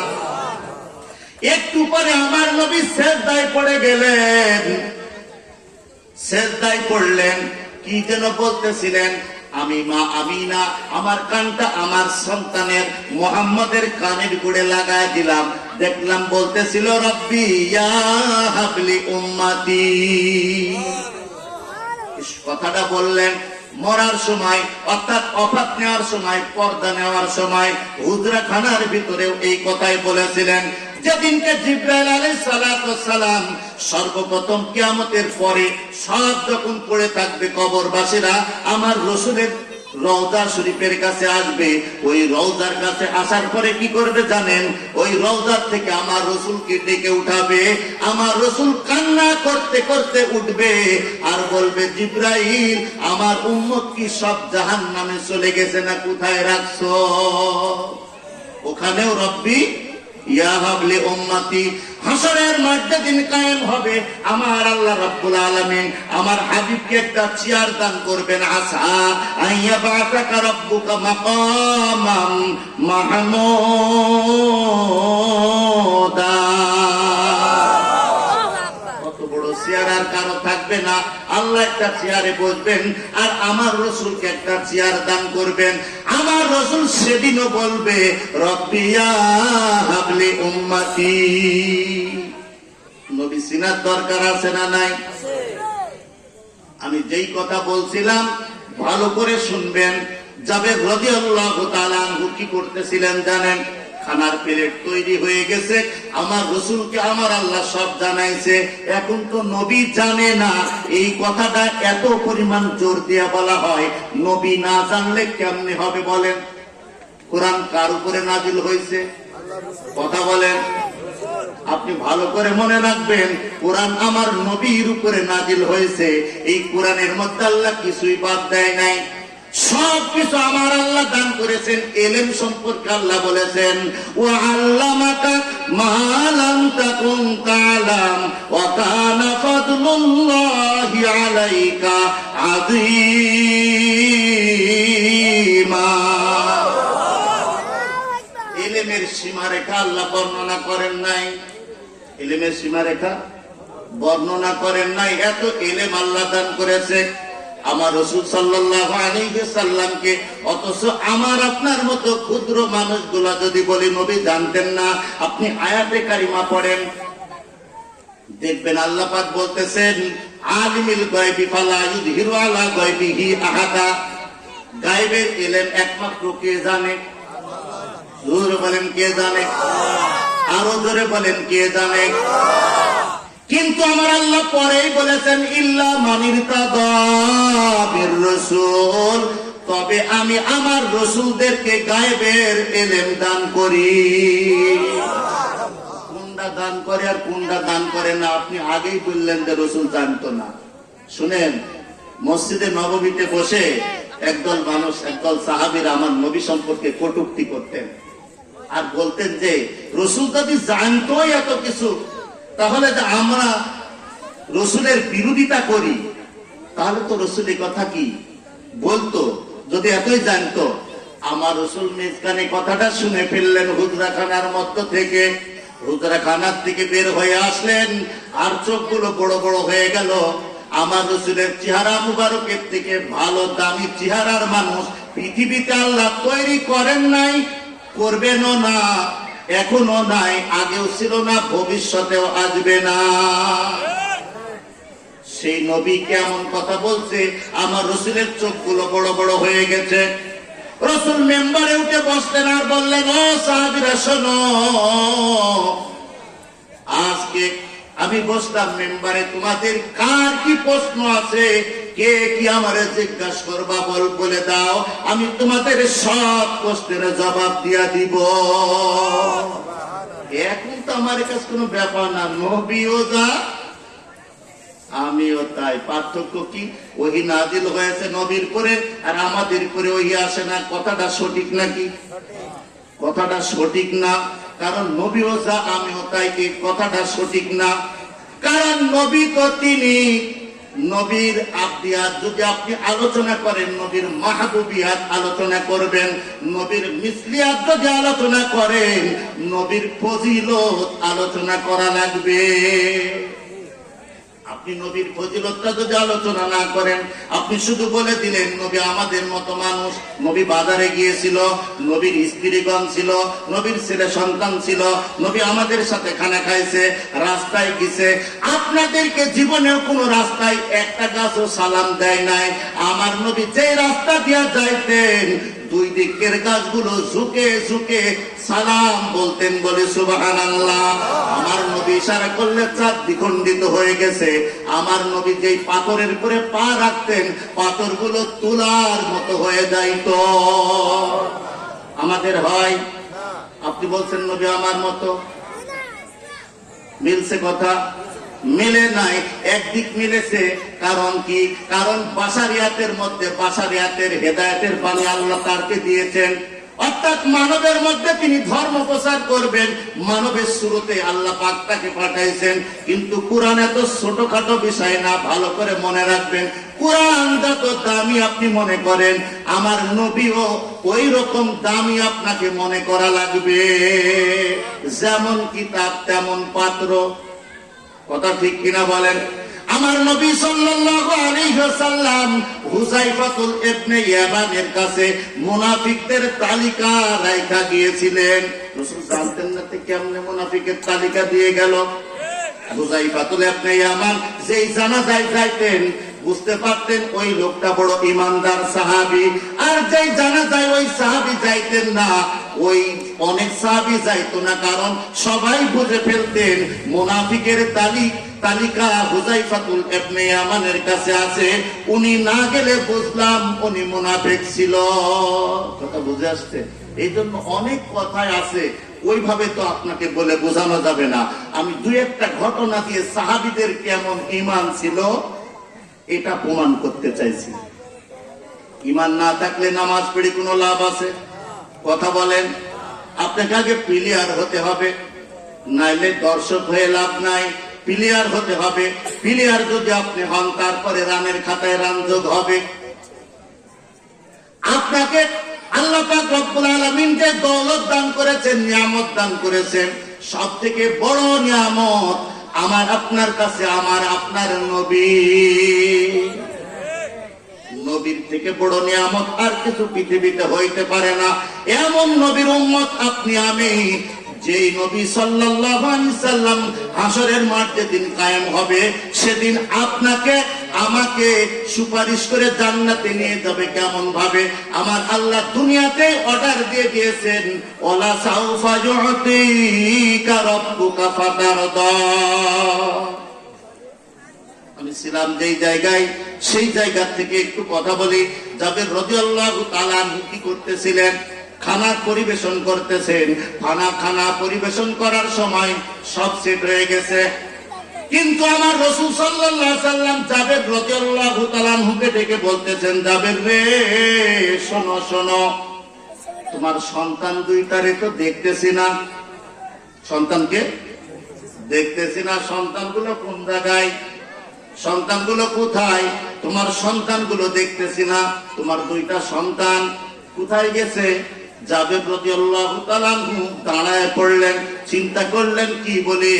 বলতেছে, ইয়া রাসূলুল্লাহ, ইয়া হাবিবাল্লাহ, আমার দুইটা সন্তান আপনি যখন বললেন না বলে তো উপায় নাই, ওরা আজকে সকাল বেলায় মারা গিয়েছে। রাসূল বলছেন, আমি জানি। রাসূল কি বলছে? আমি জানি। আমার কাছে স্পষ্ট কথা, দলিল পরে খোঁজ করলে নিয়ে নেবেন, অসুবিধা নেই। বলছে, আমি জানি তোমার সন্তান মারা গিয়েছে, কোথায় রাখছো? জাবের রাদিয়াল্লাহু তাআলা বলতেছেন, হুজুর, এই যে কাপড় দিয়া জড়ায় ঢাইকা রাখছি। আমার রাসূল সাল্লাল্লাহু আলাইহি সাল্লাম চলে গেলেন জাবেরের দুই সন্তানের কাছে। যাই বলতেছেন, ও জাবেরের সন্তান, আল্লাহ বলেছেন আমি তোমাদের দুইজনকে সঙ্গে করে নিয়ে যেন খানা খাই। নবী কি আমাদের মতো? কথা বলেন, নবী কি আমাদের মতো? না না, এগুলো নবীর ফজিলত। বলি সুবহানাল্লাহ। এইগুলো মিসলিয়াত না। মিছিল কেন সেই কথা আমি বলি। আল্লাহর কোনো মিছিল নাই। আল্লাহ কি নাই? আল্লাহ কোরআনে বলেছেন, লাইসা কামিসলিহি শাইউন। আল্লাহর কোনো মিছিল নাই। এই জন্য আল্লাহ একটা মিছিল পাঠাইছেন আমার রাসূলকে। বলি সুবহানাল্লাহ। কুল ইন্নামা আনা বাশারুম মিসলুকুম। এই জন্য আমার আল্লাহ কি করেছেন? মিছিল পাঠাইছেন। আমার আল্লাহ আমার হাবিবকে মিছিল পাঠাইছেন, এমন মিছিল আমার নবীর চন্দ্র সূর্য পৃথিবীর কোন আলোতে ছায়া ফেলতে পারে না। আপনি যা তা বললেন নবী সম্পর্কে, এটা হয় না। এটা ইমানদারের লক্ষণ না, এটা মনে রাখবেন। আমি বলেছিলাম, এরপরে কি করলেন? দুইটা সন্তান একটা মুড়া মেরে উঠলেন। আমার নবী দুই সন্তানকে কোলের মধ্যে নিয়ে নিলেন। বলে সুবহানাল্লাহ। একসঙ্গে একই প্লেটে খানা খাইছেন। আমার নবী সাল্লাল্লাহু আলাইহি ওয়াসাল্লাম খানা খেয়ে জাবের রাদিয়াল্লাহু তাআলা আনহুর বাড়ির থেকে বিদায় নিয়েছে। সাহাবীদেরকে বলতেছেন, সাহাবীরা রে, তোমরা যে খানা খাচ্ছ এই গোশগুলো খাও, কিন্তু হাড্ডিগুলো খায়ও না। হাড্ডিগুলো খায়ও না, একটা জায়গায় জমা রাখো। আমার রাসূল সাল্লাল্লাহু আলাইহি সাল্লাম হাড্ডিগুলোর উপরে হাত মুবারক লাগাইলেন। একটা ওই ছাগল, যে ছাগলটা জবাই করেছিল জাবের রাদিয়াল্লাহু তাআলা আনহু, একটা ছাগলে পরিণত হয়ে গেল। হে রাসূল, তোমায় ভালোবাসি অন্তরে শুধুই, মুখে না। জান্নাতের আশায় নয় হে রাসূল, জাহান্নাম কেউ ডরি না। রাসূলকে ভালোবাসি দেখেন, আপনার জাহান্নামের ভয় লাগবে না। আপনার দিল থেকে জাহান্নামের ভয় চলে যাবে। আপনি আসামি না, জেল দেখে কি আপনার ভয় আছে? কথা বলেন। নবীর প্রেম আপনার আমার বুকের মধ্যে যদি থাকে, ভালো করে মনে রাখবেন, নবী প্রেম দিয়ে আদর্শ দিয়ে সাহাবীদের তৈরি করেছিলেন। প্রেম ভালোবাসার কারণেই নবীর সাহাবীরা আদর্শিত হয়েছিল। আর নবীর সাহাবীদের আদর্শ দেখে ইহুদি নাসারা বেদিনরা মুসলমান হয়েছিল। খালি মার মারকাট করলেই তো হয় না, এত মারকাটের দরকার নাই। আমার নবী রহমাতাল লিল আলামিন, কেমন রহমত! আল্লাহর নাম রহমান। আল্লাহর নাম কি? ঘুমাইছেন আপনারা? জোরে বলেন তো নারায়ে তাকবীর। এখনো তাজা আছেন আপনারা, ঘুমায়েন না। আমার রাসূল সাল্লাল্লাহু আলাইহি সাল্লামের কথা বলছিলাম। আমার আল্লাহ রাব্বুল আলামিন আমার হাবিবকে এত দামি করে সৃষ্টি করেছেন, একটু ভালো করে শুনে যান, ভালো করে মাথায় রাখবেন। আমার নবীর আদর্শ দেখে যেমন সাহাবীরা ঈমান নিয়েছে, সাহাবীদের আদর্শ দেখে তাদের পরের জামানার মানুষেরা গুলো ঈমানদার হয়েছে। আর আমরা এমন মুসল্লি, নামাজ পড়ে বের হওয়ার পরে টুপি খুলতে দেরি, গালিগালাজ করতে দেরি না। আমি ইন্ডিয়ায় 15 দিন সফর করেছিলাম, অসুখের জন্য না, একটু ওলিয়া উলিয়াদের মাজার দেখতে গিয়েছিলাম। আমার দেশের লোক এক সময় দেখবেন মাজারকে দেখলে একটু ঘৃণার চোখে দেখে। মাজার আবার কি? মাজার শব্দের অর্থ জিয়ারতের স্থান, যেখানে যাদের কবরের পাশে বেশি বেশি জিয়ারত করে তাদের ওই কবরগুলোর নাম মাজার বলে। কি বলে? মাজার বলে। আমার রাসূল সাল্লাল্লাহু আলাইহি সাল্লাম হাদিসের মধ্যে বলেছেন, মান যারা কবরি ওয়াজাবাত লাহু শাফাআতি, যারা আমার কবর জিয়ারত করলো আমি রাসূল তাদেরকে সুপারিশ করে জান্নাতে নিয়ে যাব। আপনি রাসূলের রওজার কাছে যায় দেখবেন মজাটা কেমন। যদি প্রেম আপনার থাকে আপনি বুঝবেন কেমন মজা। আমি ইন্ডিয়ার জমিনে ঘুরলাম, মুজাদ্দেদ আল-ফিসানির মাজারে, ওই পাঞ্জাবের শহরে গিয়েছি, তারপরে গিয়েছি মঈনুদ্দিন চিশতির মাজারে, রাজস্থানের জমিনে মঈনুদ্দিন চিশতির মাজারে 3খানা মসজিদ আছে। কয়খানা? 3খানা মসজিদ আছে। সঠিক সময় নামাজ হয়, নামাজ ছাড়া কোনো ধর্ম চলে না। নামাজ কেমন ইবাদত রে বন্ধু, এই ফাঁকে একটু বলে দিই, মানুষের মাথা যেমন দামি, ঘরের থেকে কোনো দাম নাই যদি মাথা না থাকে। ধর্মের কোনো দাম থাকবে না যদি নামাজ আপনার ধর্মের মধ্যে, ইবাদতের মধ্যে না থাকে। এই জন্য ভালো করে মনে রাখতে হবে, সাহাবীদের ঈমান, তাদের ঈমানের পরিচয় দিয়ে অন্য ধর্মের মানুষেরা ঈমান গ্রহণ করেছে। হযরত উমর রাদিয়াল্লাহু তাআলা আনহুর নাম শুনেছেন আপনারা? শুনেছেন? কেমন খলিফা ছিল? 2 নম্বর খলিফা। 2 নম্বর খলিফা হযরত উমর রাদিয়াল্লাহু তাআলা আনহু ছিলেন। তিনি এত দামি একজন সাহাবী ছিলেন। তিনার সাহাবী 10 বছরের বেশি তিনি কি করেছেন? 10 বছরের বেশি তিনি কি করেছেন? খেলাফত আমল ছিল। বালুর চরে ঘুমাইতেন, কোনো পাহারাদার লাগতো না। দয়াল নবীজি সাল্লাল্লাহু আলাইহি সাল্লামের সাহাবী হযরত উমরের জামানায় একজন মানুষ ছিল, একজন সাহাবী ছিল। ওই সাহাবী ইন্তেকাল করেছিলেন। ইন্তেকাল করার পরে তার একটা ছোট শিশু বাচ্চা ছিল। কি ছিল? ছোট শিশু ছিল। ওই শিশুটা মার কাছে থাকতেন। আস্তে আস্তে একটু বড় হলো, বাজারে কাঠ কেটে বিক্রি করতে শুরু করলেন। বাবার রাখা একটা উট ছিল। কি ছিল? বাবার রাখা একটা উট ছিল। উটটা নিয়ে তিনি কি করতেন? কাঠ কাটতেন, বিভিন্ন কর্ম করতেন, বাজারে বিক্রি করতেন, মাকে সঙ্গে করে নিয়ে থাকতেন। হঠাৎ করে একদিন ক্লান্ত হয়ে গেলেন। ক্লান্ত অবস্থায় তিনি উটটা ইহুদিরা খেজুর বাগানের মধ্যে বেঁধে রেখেছে, আর রাখার পরে তিনি পাশে একটু বিশ্রাম নিচ্ছিলেন। পাশে বিশ্রাম নেওয়ার পরে তিনি চিন্তা করতেছিলেন। বিশ্রাম নেওয়ার পরে ওই ইহুদি মালিক চলে এসেছে, বাগানের মালিক। ইহুদি মালিক আসার পরে দেখতেছে বাগানের মধ্যে উট বাঁধা একজন মুসলমান শুয়ে আছে। ওই মুসলমানদেরকে দেখে ইহুদির একটু হিংসা হয়ে গেল। কি হলো? হিংসা হয়ে গেল। তিনি চিন্তা করতেছেন উটটারে একটু আঘাত করি। একটা পাথর দিয়ে যখন আঘাত করলেন, একটু কি করলেন? মাথার উপরে আঘাত করেছে, মাথা দিয়ে রক্ত বের হতে শুরু করেছে।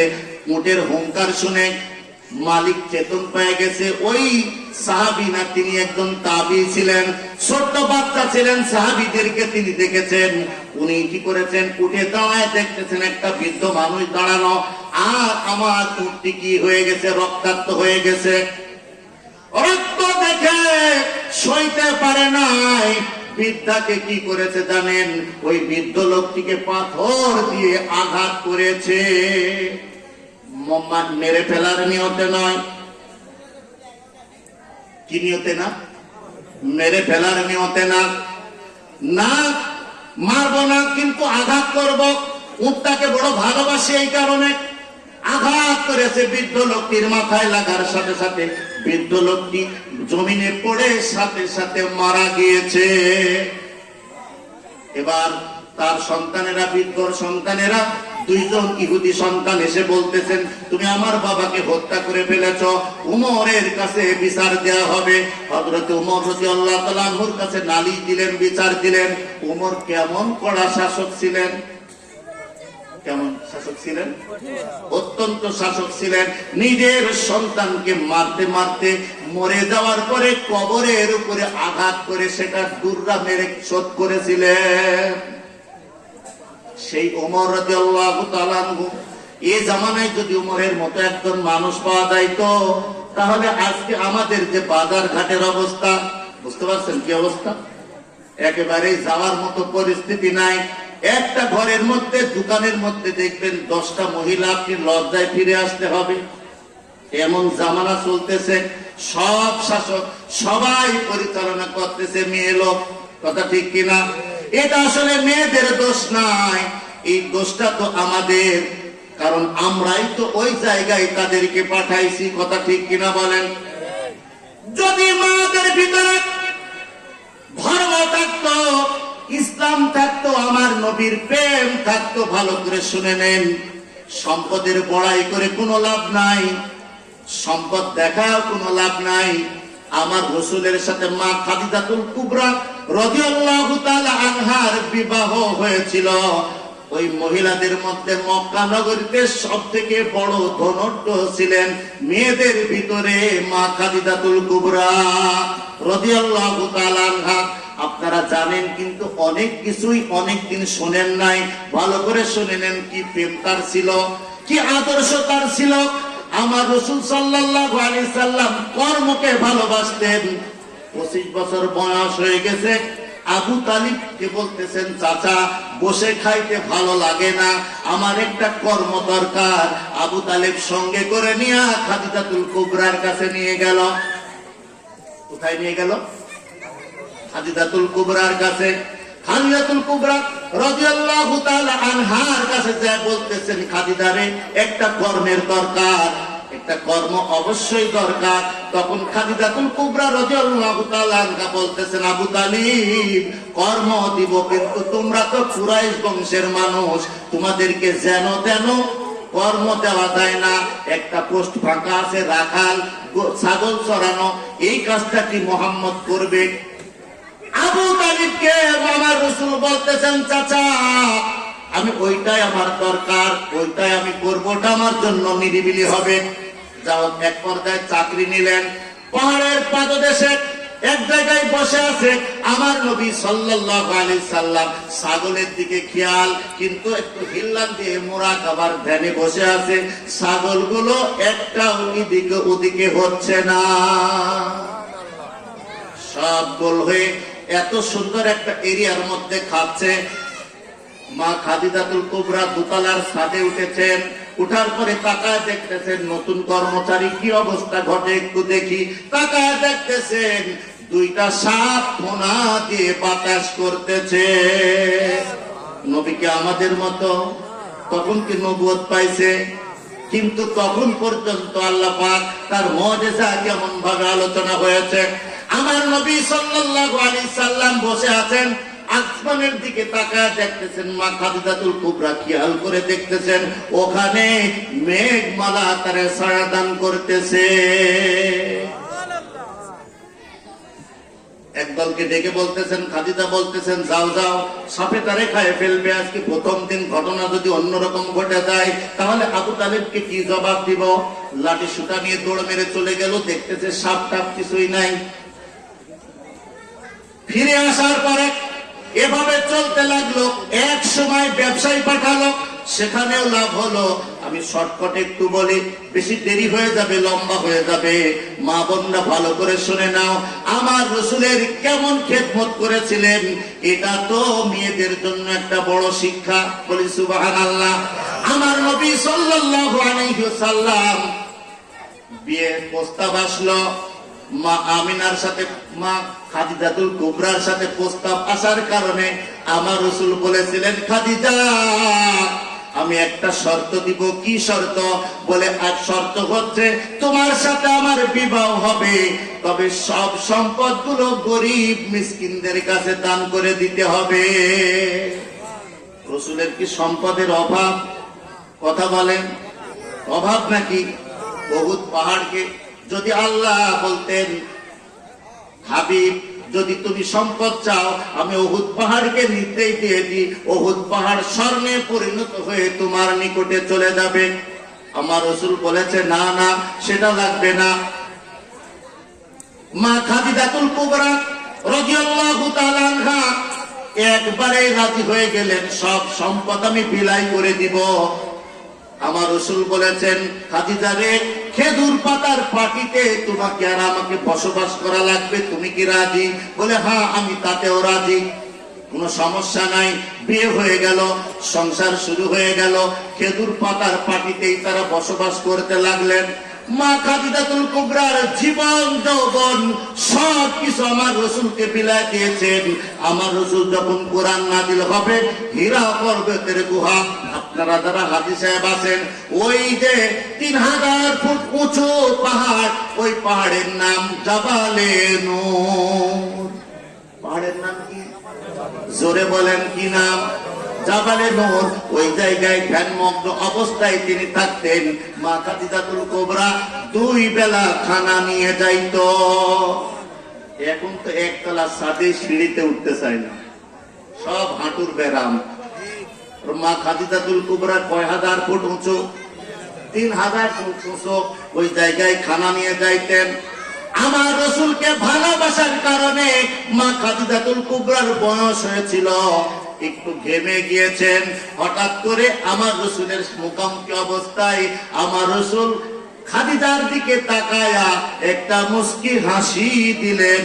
খাদিজাতুল কুবরা চোখের মধ্যে পানি নিয়ে বলতেছেন, রাসূল গো, আমি উঠতে বড় কষ্ট হয়, আমাকে এই কষ্ট দেখে, আমার ঘাম শরীরের মধ্যে দেখে আপনি কি আনন্দ উপভোগ করতেছেন? আমি তো পারতেছি না। আমার রাসূলের এই মুস্কি হাসি দেখে খাদিজাতুল কুবরা এই কথা বললেন। আমার রাসূল বলেছেন, খাদিজা, তোমার এই কষ্টের ফসলটা, এই ফলটা এত দামি, আমার আল্লাহ এই মাত্র তোমাকে সালাম দিয়েছে। কিসের কারণে? রাসূলকে খেদমতের কারণে। দোতলার ছাদ থেকে শুরু করে কোটি কোটি টাকার স্বর্ণ মুদ্রা সব কিছু বিলাই করে আমার নবীকে ভালোবেসেছেন, জীবন যৌবন সব কিছু অর্পণ করে দিয়েছেন। রহমাতাল লিল আলামিন, আপনি উম্মতের জামিন, গুনাহগারের অতি আপনজন, আল্লাহর নবী, দয়ার নবী গো, আপনি নবী আমার পরাণের পরাণ, মায়ার নবী, দয়ার নবী গো, আপনি নবী আমার জীবনের জীবন। দেখা আপনার মুজিজা, ভাগ্যবতী মা খাদিজা, আপনারে বানাইলো আপন। ধনমালা ছিল সব আপনার কদমে দিল, সফিয়া দিল জীবন যৌবন, আল্লাহর নবী গো, আপনি আপনি আমার জীবনের জীবন, দয়ার নবী মায়ার নবী গো, আপনি নবী আমার জীবনের জীবন। রসুল সব দিয়ে দিয়েছি, আমার কিছুই রাখি নাই, সব আপনার জন্য অর্পণ করে দিয়েছি। কোরআন নাজিল হলো, আমার রসুল সাল্লাল্লাহু আলাইহি সাল্লাম একদিন মা খাদিজাতুল কুবরা রাদিয়াল্লাহু তাআলা আনহাকে শোনাচ্ছিলেন, খাদিজা রে, কবরের আযাব সম্পর্কে তিনি আলোচনা করতেছিলেন। কিসের আযাব? কার কাছে? মা খাদিজাতুল কুবরার কাছে। কিসের কথা বলছিলেন? কবরের আযাব। কবরের আযাব হবে কি হবে না? ও মা বোনেরা, ভালো করে শুনে নাও। এই যে চুলগুলো এড়া দিয়ে শ্যাম্পু করে বাজার ঘাটে ঘুরো, এসব আছে না নাই? তুমি তো মুসলমান, তোমার মধ্যে ঈমান আছে। মা বোনরা ভালো করে শুনে নাও। আমার মা ফাতিমা রাদিয়াল্লাহু তাআলা আনহা, তিনি কি করেছিলেন জানেন? তিনি এত পর্দা করতেন, এত পর্দা করতেন, তিনি যেদিন ইন্তেকাল করবে, হযরতে আলী রাদিয়াল্লাহু তাআলা আনহুকে ডাকতেছিলেন, আলী রে শোনো, ও আমার স্বামী শোনো, আমি যখন মারা যাব, বিদায় নিয়ে যাব, আমাকে রাত্রি বেলায় আমি মারা যাব। আমি কখন মারা যাব? রাত্রি বেলায় মারা যাব। রাতে আপনি কাফন দাফন শেষ করবেন, আমাকে ধোয়ায়া কাফন পরায়া খাটিয়াতে উঠাবেন, কেউ যেন তা না জানে। আপনি কি করবেন? আপনি আর আমার সন্তানেরা সহ আমাকে জানাজা করে রাত্রি বেলায় দাফন করে দিবেন। যদি জানাজার ওই খাটিয়ার মধ্যে কোন মেয়ে পুরুষ উভয় যদি দেখার চেষ্টা করে, তাহলে বুঝবে মা ফাতিমা, নবীর মেয়ে ফাতিমা মোটা ছিল না চিকন ছিল না কেমন বর্ণ, কি অবস্থা ছিল, এটা দেখে ফেলবে। এইটা যেন না হয়। পর্দা কাকে বলে? পর্দা কাকে বলে? কি অবস্থায় পর্দা, এটা আপনাদের স্মরণ রাখতে হবে। মা বোনরা, কমসে কম নিজেকে সংযত রাখেন। আপনি বাজার ঘাটে যান, আমার আগের বক্তা আমার রাশিদুল ভাই বলেছেন, আপনি সংযম অবলম্বন করেন, আপনি ব্যবসা করেন, বাণিজ্য করেন, আপনি বুরকার সাথে পর্দার সাথে কাজ কাম করেন, আপনার কাজের ভিতরে আমার আল্লাহ বরকত দিয়া দিবে। মা খাদিজাতুল কুবরার কাছে কি শুনতেছিল? আমার রাসূল সাল্লাল্লাহু আলাইহি সাল্লাম কবরের আযাব সম্পর্কে বলতেছিলেন। মা খাদিজাতুল কুবরার চোখের মধ্যে পানি ঝরতেছিল, কান্নাকাটি শুরু করে দিলেন। আমার রাসূল বলতেছেন, খাদিজা কেঁদো না, কেঁদো না। আমার রাসূলের কাছে খাদিজা তিনটা দাবি করেছিলেন। কয়টা? তিনটা দাবি করেছিলেন। ভালো করে মনে রাখবেন, তিনটা দাবি করলেন। একটা দাবি হচ্ছে, বলতেছেন, রাসূল গো, আমি যখন ইন্তেকাল করব, যেদিন মারা যাব, সেদিন আর কেউ নয়, আপনি আমার লাশটা, আমার মৃত দেহটা নিজ হাতে ধোয়া আপনার শরীর মুবারকে যে চাদর পরিধান করেন, একখানা চাদর আমার কাফনের মধ্যে দিবে। এটার বরকত আছে না নাই? এখন তো সব বরকত শেষ। আমরা কথায় কথায় অনেক কথাই বলি, আপনি ভালো করে মনে রাখবেন। আমার রাসূলের হাত মোবারক, আমার রাসূলের দেহ মোবারক, আমার রাসূলের পায়খানা মোবারক, আমার রাসূলের পেশাব মোবারক, আমার রাসূলের কি এরকম থুতু মোবারক, শরীরের ঘাম মোবারক, বলি সুবহানাল্লাহ। আমার নবী সাল্লাল্লাহু আলাইহি সাল্লাম বলতেছেন, খাদিজা আর কি দাবি বলো? বলতেছে, রাসূল গো, যখন কবরটা খোঁড়া হয়ে যাবে, ওই কবরের মধ্যে আপনি একটু নামবেন, একটু গড়াগড়ি দিবে। কি করবেন? একটু গড়াগড়ি আপনার দেহ মুবারকটা লাগায় দিবেন। আমি মনে মনে বিশ্বাস করি, যেই কবরে আমার রাসূল নামবে, যেই কবরে আমার রাসূলের ছোঁয়া লাগবে, ওই কবরে আযাব হবে না। এটা আমি মা খাদিজা বিশ্বাস করি। সব কিছু আপনারে অর্পণ করে আপনার দরবারে, আপনার কাছে আমি জীবন যাপন করতে এসেছি। শেষ বিদায় লগ্নে আর একটা নসিহত আপনাকে করে যায়। আমি যখন ইন্তেকাল করে বিদায় নিয়ে চলে যাব, তখন ওই কবর যখন হয়ে যাবে, জানাজা হবে, কবরে আপনাদের নামায়া দিবেন। যখন দাফন কাফন শেষ হয়ে যাবে, যতক্ষণ পর্যন্ত মুনকার আর নেকির ফেরেশতা না আসবে, যখন এসে যাবে প্রশ্ন করবে, সওয়াল করবে, ওই প্রশ্নের জবাব আমি দিব না। আপনি রাসূল কবরের পাশে থাকবেন, ওই জায়গা থেকে জবাব দিয়ে তারপরে আসবে। এটা কি ছিল?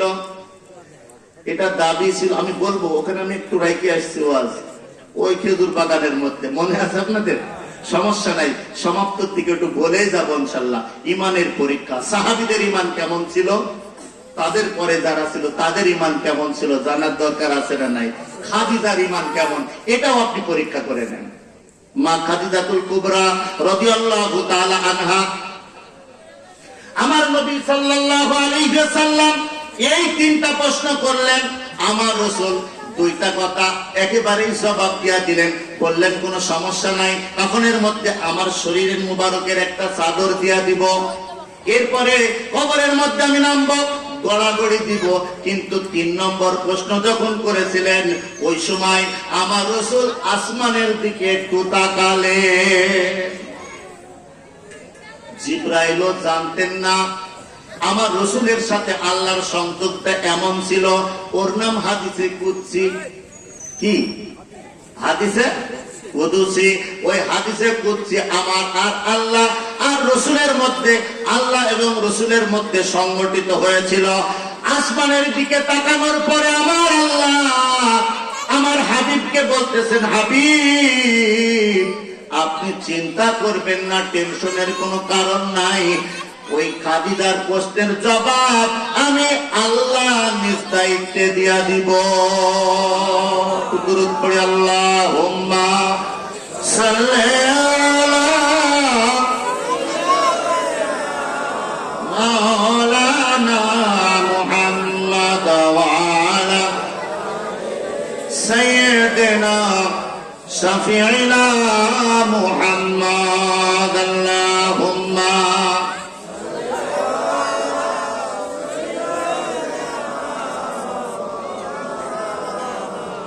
وعلى آل سيدنا। এই জন্য মা বোনেরা ভালো করে শুনে নাও, ইমান কারে বলে? আর ইমান আনার পরে শুধু নামাজের ওয়াজ, আমার দেশে নামাজের ওয়াজও করা দরকার, কিন্তু নামাজ আমরা কয়জনে ঠিকঠাক পড়ি?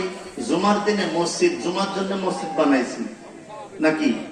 তো জুমার দিনে আপনারা যে পরিমাণ সিন্নিলি তাণ্ডব করেন, হ্যাঁ, 2 রাকাত শেষ না হতে বাইরে দেখা যাচ্ছে মারামারি চলছে, হয়তো বা কয়টা খাগড়াই, অথবা ওই হালুয়া আর রুটি আর নাই জিলাপি, এই যে একটা আমাদের মধ্যে। আপনারা মনে করেন আপনার এলাকার কথা বলছিনি, আমার নিজের মসজিদের, যে মসজিদে আমি ইমামতি করি, তো আমি প্রত্যেক জুমাতে একটু অনুরোধ করি, বলি যে বাবারা কমসে কম 6 রাকাত পড়তে দিও। কয় রাকাত? 6 রাকাত পড়ার পরে আবার যে মনে করেন একটু দায়িত্বে আছে, মুরগি আসে, ছাগল আসে, এত পরিমাণ চিল্লানি শুরু করে দেয়, তার বলার ভাষা রাখে না। এগুলো ধর্ম করতে চাই, একেবারেই দুনিয়াদারি হওয়াটা উচিত। একটু ধৈর্য ধারণ করতে হয়, কমসে কম সুন্নত নফল গুলো। আমাদের দেশে তো সুন্নত উঠে গেছে, সালাম ফেরানোর পরে অর্ধেকের বেশি কি থাকে না। এই যে ফতোয়া চলে আসছে যে সুন্নত না পড়লে অসুবিধা নাই। আপনি ভালো করে মনে রাখবেন, একটা ওলির জন্ম হয় নাই যার জীবনে তাহাজ্জুদ নাই। প্রত্যেকটা ওলি আউলিয়াদের জীবনে দেখবেন শুধুমাত্র তাহাজ্জুদ গুজার তারা, একটা সুন্নতের বরখিলাপ করে না। আমরা তো এত পরিমাণ এখন নিশায় পড়ে গেছি, কাজ আর কাজ, সময় নাই। আমি জানি যে হুজুর কি বয়ান করবে, একদম জাস্ট 1:15 সময় যাবো না। ওই যে 4 রাকাত সুন্নত পড়ার সময়, ওই সুন্নতটা কেউ পায় কেউ পায় না। এবার 2 রাকাত কোন রকম নামাজ পড়ে সালাম ফিরাইতে দেরি, আর দৌড় মারতে দেরি হয় না। বলেন এটা সাহাবীদের খাসলত না? সাহাবীরা নামাজ পড়তেন, সবার আগে যাইতেন আর সবার পরে মসজিদ থেকে বের হইতেন। আপনারা রাগ করছেন?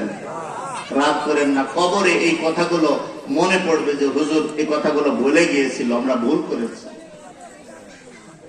একদম আগের কথা, না বললে আপনি বুঝবেন না। এতক্ষণ নবীর শান, সাহাবীদের শান বলেছে, একটা ছোট্ট করে একটা অলির কথা বলি। ইমানদার আপনারে হতে হবে। অলিরা আমার নবীর উত্তরসূরি, নায়েবে রাসূল। সবাই নায়েবে রাসূল হতে পারে না। ভালো করে মনে রাখবেন। মঈনুদ্দিন চিশতি রহমাতুল্লাহি আলাইহির ছোট্ট একটা কথা আপনাদেরকে বলে দেয়। আমি আনা সাগরের উপরে, টিলার উপরে উঠেছিলাম। সাগরটা একটু ঘুরেছিলাম, যেখানে মঈনুদ্দিন চিশতি 40 দিন আগুনে পাকানো জিনিস খায় নাই, শুধুমাত্র ফলমূল খেয়ে জীবন যাপন করে ধর্ম প্রচার করেছিলেন। 90 লক্ষ হিন্দু মুসলমান হয়েছিল। কয়জন? আর তাবলিগ জামাতের লোক মসজিদে আসলে ওরা খালি আসরের পরে একটু বের হয়। রাস্তায় যদি যুবকরা থাকে, রাস্তায় যদি কেউ থাকে, তাহলে ওরা একটু দেখে যে হুজুরের দল আসছে, এখন তো ডাইকে নিয়ে মসজিদে যাবে, দৌড় মারি নিচের দিকে পলায়। আসি না নাই? খবরদার, মাগরিবের নামাজটা বারান্দায় পড়বো, তাবলিগ জামাতের লোকরা গেটে দাঁড়া আছে, ধরে নিয়ে বসাবে, দৌড় মারি পিছন দিক থেকে সালাম ফেরানোর আগেই আমি পলাইছি। এই কাজগুলো করবেন না। মঈনুদ্দিন চিশতি রহমাতুল্লাহি আলাইহি, ও মা জননীরা শোনো, যেমন মা তেমন বেটা। মার মধ্যে কি নাই? আমল নাই। বেটার মধ্যেও আমল নাই। 90 লক্ষ হিন্দু মুসলমান হওয়ার পরে মঈনুদ্দিন চিশতি দিলের মধ্যে একটা খুশি আসতেছে। আহারে, আমার হাতে হাত দিয়া এত মানুষ মুসলমান হয়েছে, আর আমার রাসূল তো নির্দিষ্ট করে দিয়েছিলেন তুমি হিন্দুস্তানের জমিনে যাবা। কোথায়? এখন তো নবীকে আমরা মাইরে ফেলেছি। বলে নবী মরা, মরে গেছে, গলে গেছে, পচে গেছে, বলে নাউযুবিল্লাহ। খবরদার, নবীকে যদি আপনি মরা ভাবেন, আল্লাহ নবীর কথা তো দূরের কথা, আপনি ভালো করে শুনেন। সাহাবীদের মৃত্যুর কথা আল্লাহ বলেন নাই। কোরআনে আল্লাহ বলেছেন, যারা আমার রাস্তায় শহীদ হয়েছে তাদেরকে তোমরা মৃত বলো না, বরং আমি আল্লাহ তাদের রিজিক দান করি। ওয়ালা তাকুলু লিমান ইউকতালু ফি সাবিলিল্লাহি আমওয়াত বাল আহইয়াউ ওয়ালাকিন লা তাশউরুন।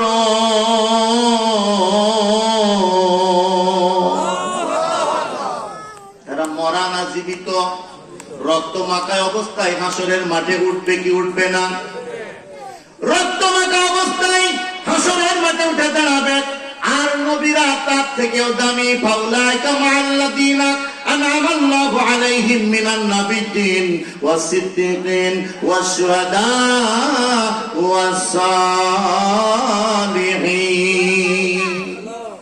নবীগণ, সিদ্দিকগণ, শুহাদা, সালেহিন, এদেরকে আল্লাহ পাক রব্বুল আলামিন অফার দান করেছেন। সেই নবীকে আমরা মরা বলে ঘোষণা করতেছি। ভালো করে মাথায় রাখবেন, নবী যদি মরা হয় তাহলে জিন্দা কিডা? নবী কি মরা হলে আপনার স্বপ্ন যোগে আবার দেখা দেওয়া সম্ভব হবে? পৃথিবীর কেউ মরে না, স্থান পরিবর্তন করে। মানুষ যদি মরে যায়, কবরে আযাব হবে কার? কথা বলেন। আবার মানুষ যদি মরে যায়, কবরে শান্তি হবে কার? ও মা জননীরা, ভালো করে শুনে নাও। মঈনুদ্দিন চিশতি রহমাতুল্লাহি আলাইহি দিলের মধ্যে একটা খুশি নিয়া বাড়ির দিকে আসতেছে। মার কাছে দেখা করার জন্য। মার কাছে দেখা করে বলতেছেন, মা, আমার দিলের মধ্যে একটা খুশি লাগতেছে। বাবারে, কিসের আনন্দই তুমি আনন্দিত হয়েছ? বলতেছেন, মা, আমার নবী বলেছিলেন তুমি ইন্ডিয়ার জমিনে অর্থাৎ হিন্দুস্তানের জমিনে যাবে, ওখানে ধর্ম প্রচার করবে, আর তোমার কাছে দেখবা হাজার হাজার লাখ লাখ মানুষ হাতে হাত দিয়া বায়াত গ্রহণ করে কালিমা পড়ে মুসলমান হবে। মঈনুদ্দিন চিশতি রহমাতুল্লাহি আলাইহি মাকে বলতেছেন, মা, আমি তো 90 লক্ষ হিন্দু মুসলমান আমার কাছে হয়েছে, একটু শান্তির বাতাস আমার গায়ে লেগেছে। মার জবাব কি জানেন? মা জননী বলতেছেন, বেটারে, এই শান্তি তোমার হওয়ার আগে, এই খুশি তোমার হওয়ার আগে আমি একটু খুশি হচ্ছি। কারণ কি? মাইনুদ্দিন চিশতি চিন্তা করতেছেন, এ আবার কোন কথা, মুসলমান হয়েছে আমার কাছে, কিন্তু আমার আগে মা খুশি হবে, এটা কেমন ব্যাপার? বলতেছেন, মা কথার হাকিকতটা খুলে বলো, কি হয়েছে? মা জননী বলতেছেন, বেটা রে, তুমি যখন আমার পেটের মধ্যে ছিলা, আমি একটা দিনও তাহাজ্জুদের নামাজ না পড়ে ঘুমাই নাই। আমাদের মারা খুব তাহাজ্জুদ পড়ে। ডাক্তার তো বলে দিয়েছে, আল্লাহর সন্তান, একটা বাপের একটাই বেটি, বাপের একটাই বেটি। বলতেছেন, আমার মেয়ে কি খবরদার, সন্তান সম্ভবা, খবরদার কাজ করতে বলবা না, ডাক্তার নিষেধ করেছে, রেস্ট নিতে হবে। এমন রেস্টের রেস্ট, শেষ পর্যন্ত কাইটি বাইর করা লাগতেছে। আমার মার 5টা সন্তান, আমরা একটাও সিজারের না, বুঝে আসছে না? কিন্তু এখন যেদিন হবে ডেটের আগে আর বারবার সনদ, এইভাবে আমরা চলতেছি। হায়া, লজ্জা, শরম আমাদের মধ্য থেকে উঠতে শুরু করে দিয়েছে।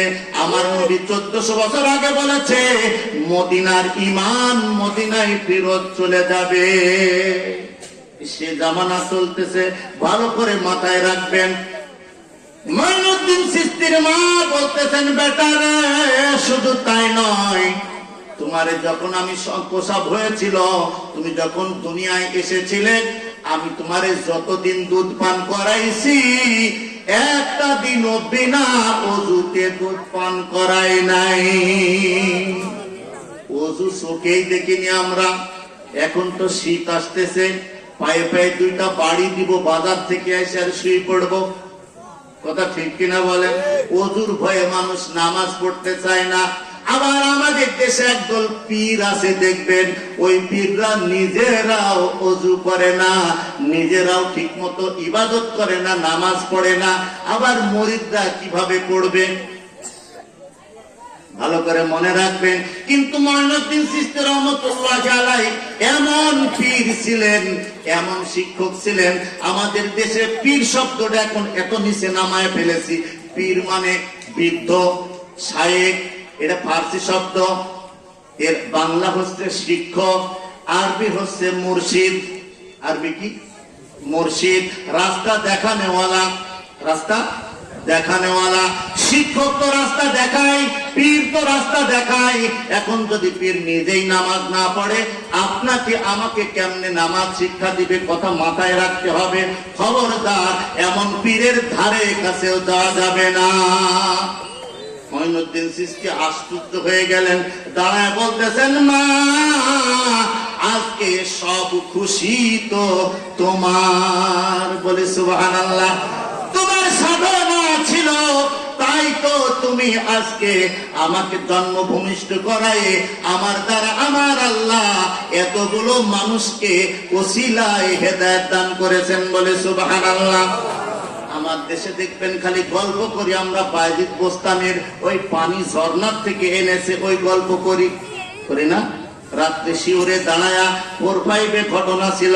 কিন্তু বায়জিদ বোস্তামি রহমতুল্লাহ আলাইহি এত মারাত্মক মারাত্মক বড় বড় ঘটনা আছে, যা মা যেমন সন্তান তেমন। একটা ছোট্ট করে বলে ফেলি। বায়জিদ বোস্তামির কাছে একটা সন্তানকে দেওয়া হয়েছিল। বায়জিদ বোস্তামিকে একটা উস্তাদের কাছে তার মা দিয়েছিলেন, আর বলেছিলেন, ও উস্তাদজি, আমার বায়জিদ যেদিনকে মারিফতের শিক্ষায় শিক্ষিত হবে, সেদিনকে আপনি বাড়িতে ছুটি দিবে। বায়জিদ যুবক হয়ে গেছে, আলেম পাশ করেছে, বড় এলেমওয়ালা হয়ে গেছে। বায়জিদ একজন উস্তাদের কাছে কান্না করতেছিল, হুজুর একটু ছুটি দেন, মার কথা মনে পড়ে গেছে, অনেকদিন মাকে দেখি নাই, চেহারাটা বারবার ভাসতেছে, একটু যাই। শোনেন, মাদ্রাসায় পড়লে 1 বছর পর্যন্ত অনেক সময় দেখা হয় না। আমি দেখেছি যখন মাদ্রাসায় যাইতাম, মা যত দূর চোখ যাইতো তত দূর ওই রোডে দাঁড়ায় থাকতে। দূর থেকে দূরে তাকায় দেখতেছি মা এখনো দাঁড়ানো। মা চোখের পানি আঁচল দিয়া মুছতে মুছতে বাড়ির ভিতরে চলে গেছে।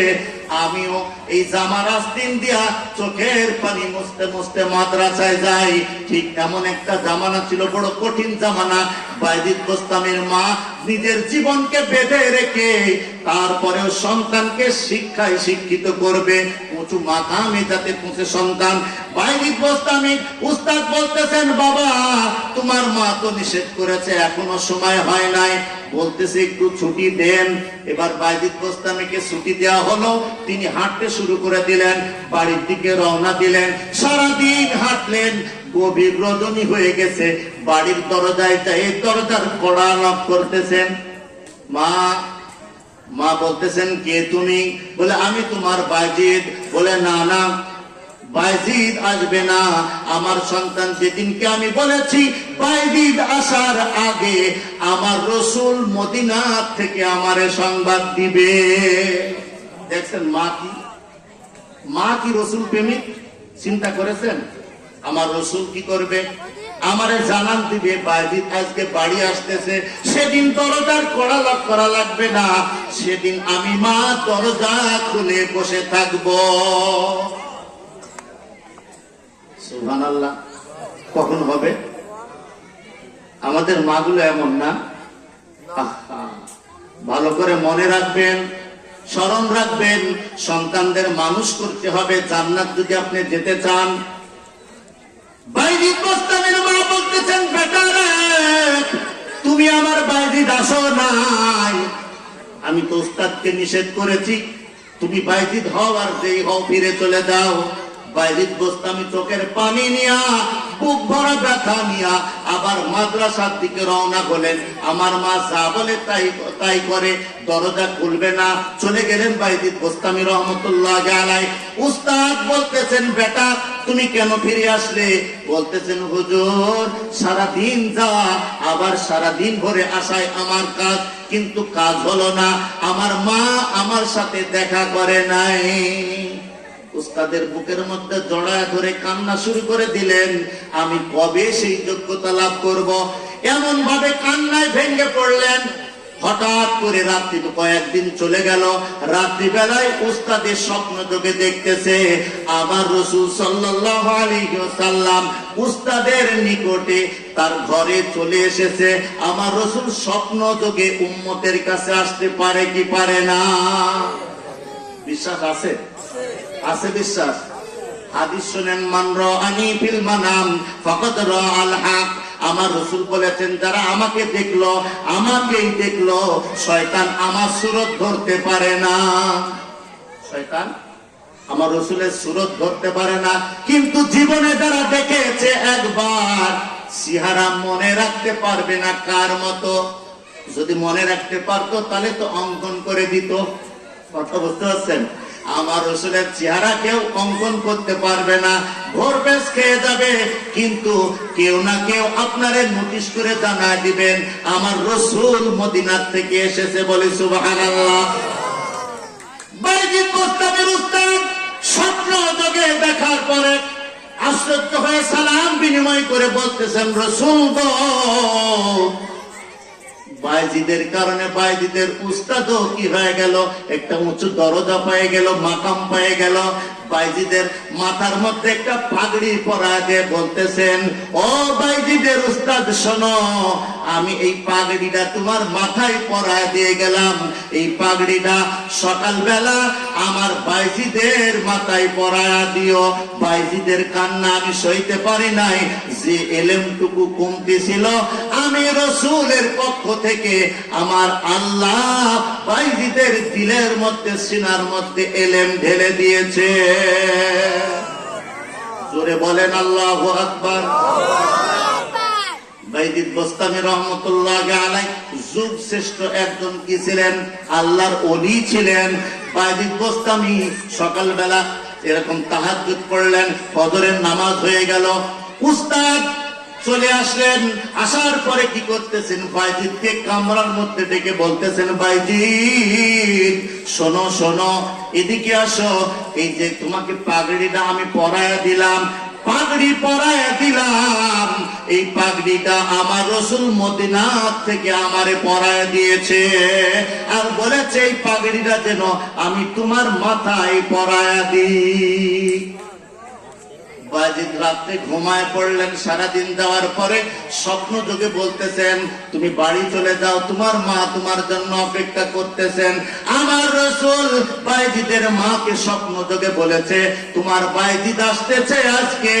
আমি রাসূল বললাম আমার আল্লাহ বাইজিদের দিলের মধ্যে সিনার মধ্যে এলেম দিয়ে দিয়েছে। মা দরজা খুলে রেডি চলে গেল। সারাদিন হাঁটতেছে, রাত্রি গভীর রজনীতে যাই দেখতেছেন মা কি করতেছে, দরজা খোলাই আছে। সেদিন আর ডাকতে হয় নাই। বাইজিদের মা এত আনন্দিত হয়েছে, সাথে সাথে 2 রাকাত নামাজ আদায় করে সিজদায় লুটে পড়ে বলতেছেন আল্লাহ ও আমার মালিক, আমার বাইজিদকে তুমি সুলতানুল আরিফিন বানায়া দিও। আমার নবী দয়াময় তোমারে দেখিবার মনে লয়।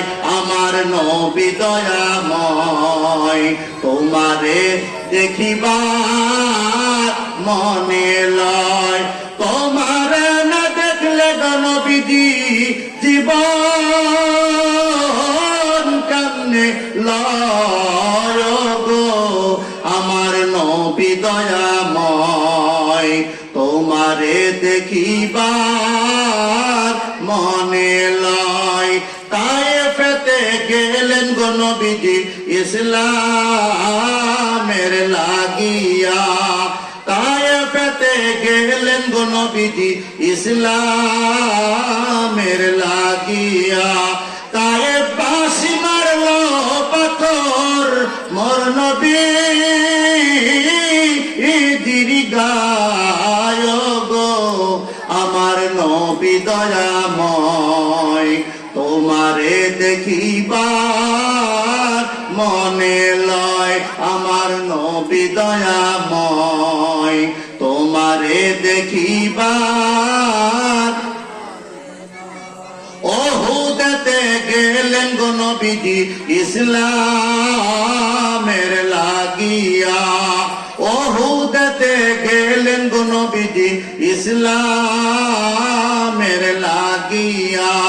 দান দান মুবারক করলো শহীদ কাফির মুশরিক গো। আমার নবী দয়াময় তোমারে দেখিবার মনে লয়। আমার নবী দয়াময় তোমারে দেখিবার মনে লয়। আল্লাহুম্মা সাল্লি আলা জোরে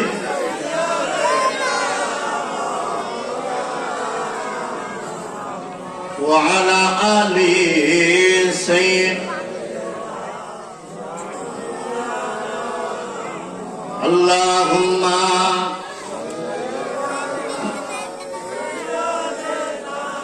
মাওলানা মুহাম্মদ ওয়া আলা শাফিঈনা মুহাম্মদ।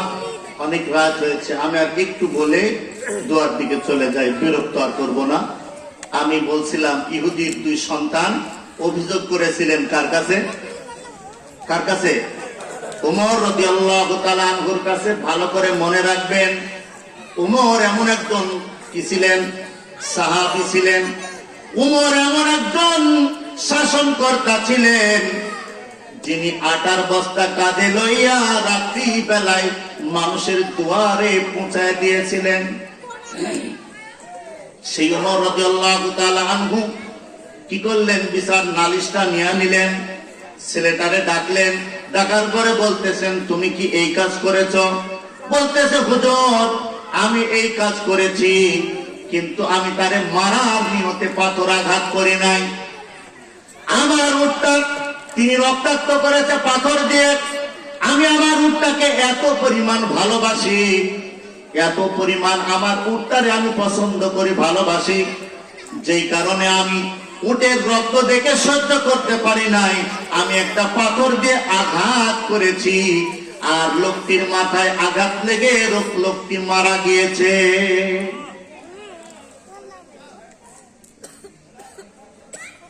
ওমর রাদিয়াল্লাহু তাআলা আনহু বলতেছে, যেভাবেই মরুক না কেন হবে না, তুমি মৃত্যুদণ্ডর আসামি, তুমি ফাঁসির আসামি, তোমারে ফাঁসিতে ঝুলাতে হবে, তুমি ফাঁসির কাস্টে ঝুলবে, তুমি মারা যাবে।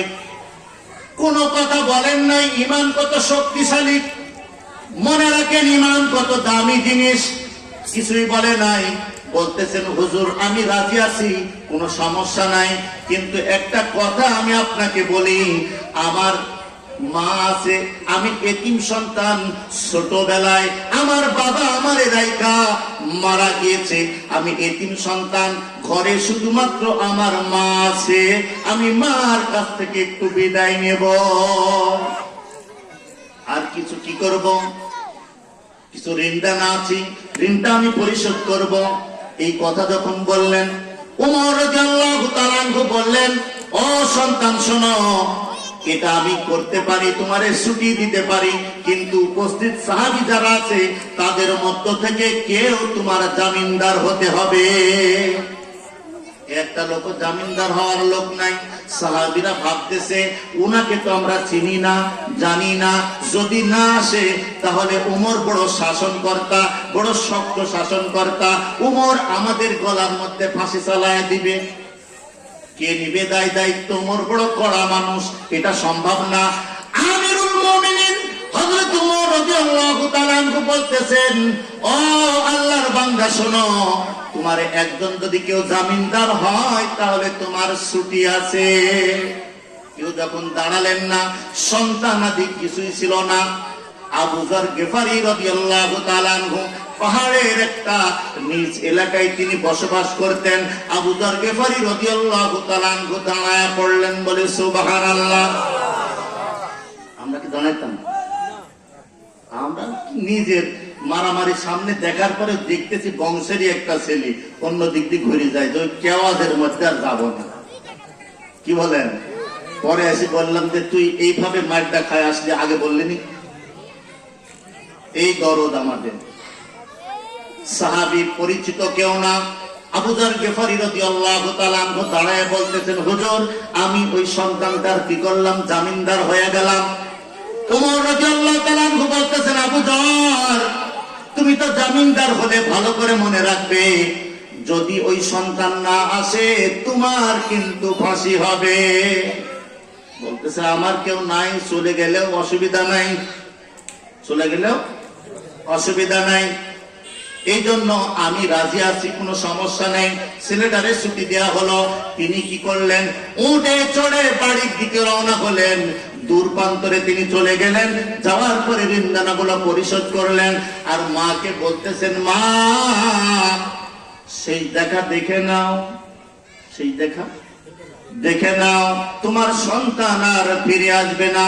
উমর বড় কড়া শাসক।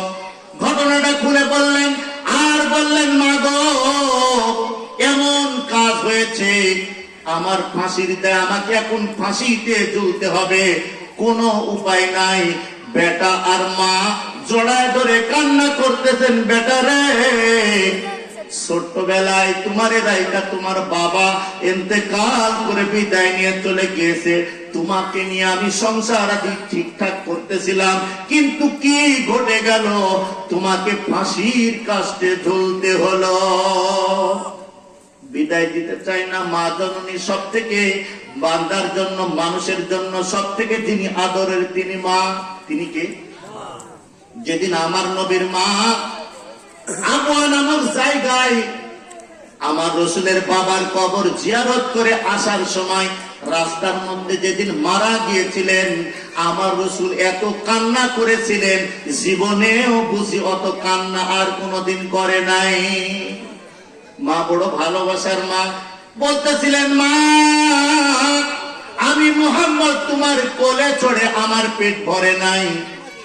আমিনা বলতেছিলেন, বেটা রে ও মুহাম্মদ তোমাকে আমি কোলে নিয়ে আমারও পেট ভরে নাই। তোমার চেহারার দিকে তাকাইলে আমি মা পলক ফেলি না। তুমি যখন দোলনার মধ্যে খেলা করতে, যেদিকে নড়াচড়া করতে, আসমানের চাঁদটা সেদিকে নড়াচড়া করত, দোল দিত। স্বয়ং জিবরাইল আমার রসুলের দোলনায় দোল খেলাতে। আমার নবী মার জন্য বেশি কান্না করতেন। মা এত দামি জিনিস, আমার রসুল হালিমাতুস সাদিয়ার দুধ পান করেছিলেন। হালিমাতুস সাদিয়া মাঝে মধ্যে বেড়াতে আসতেন, দেখতে আসতেন।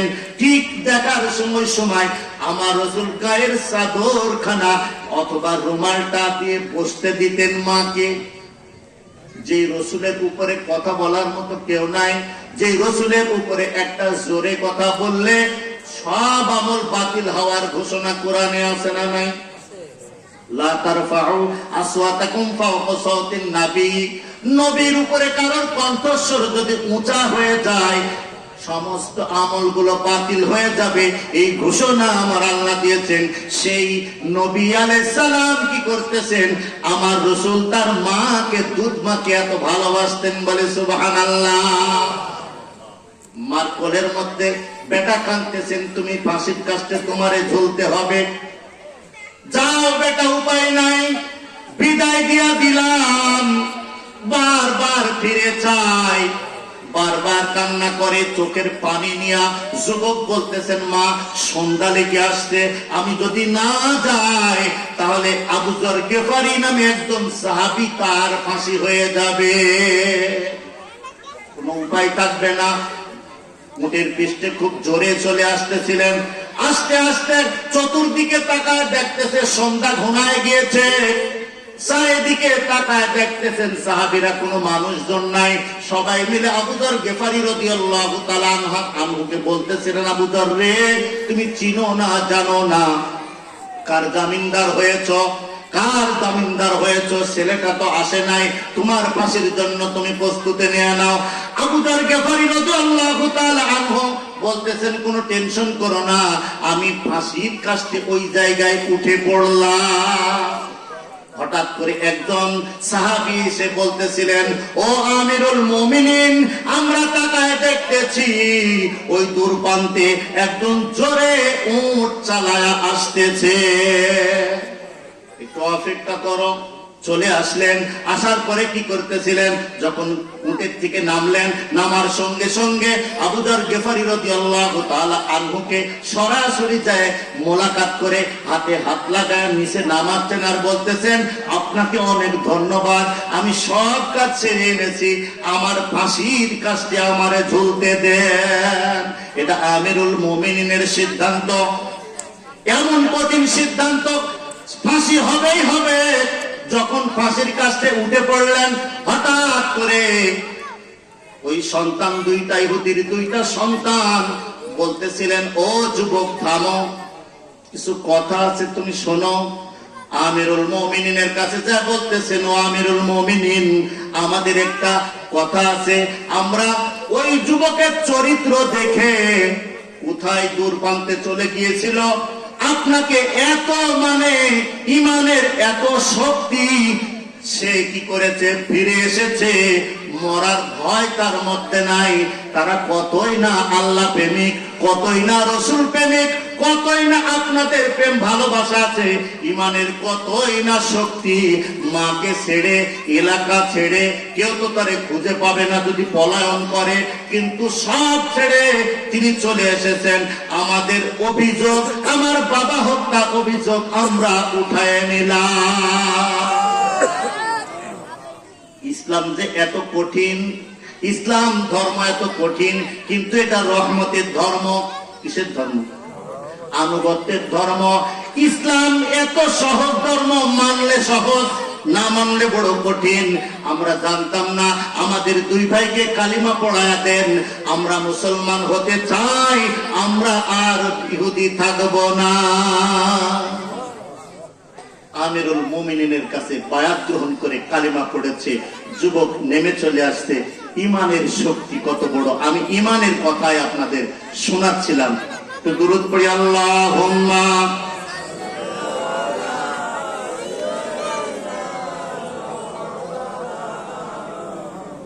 আল্লাহুম্মা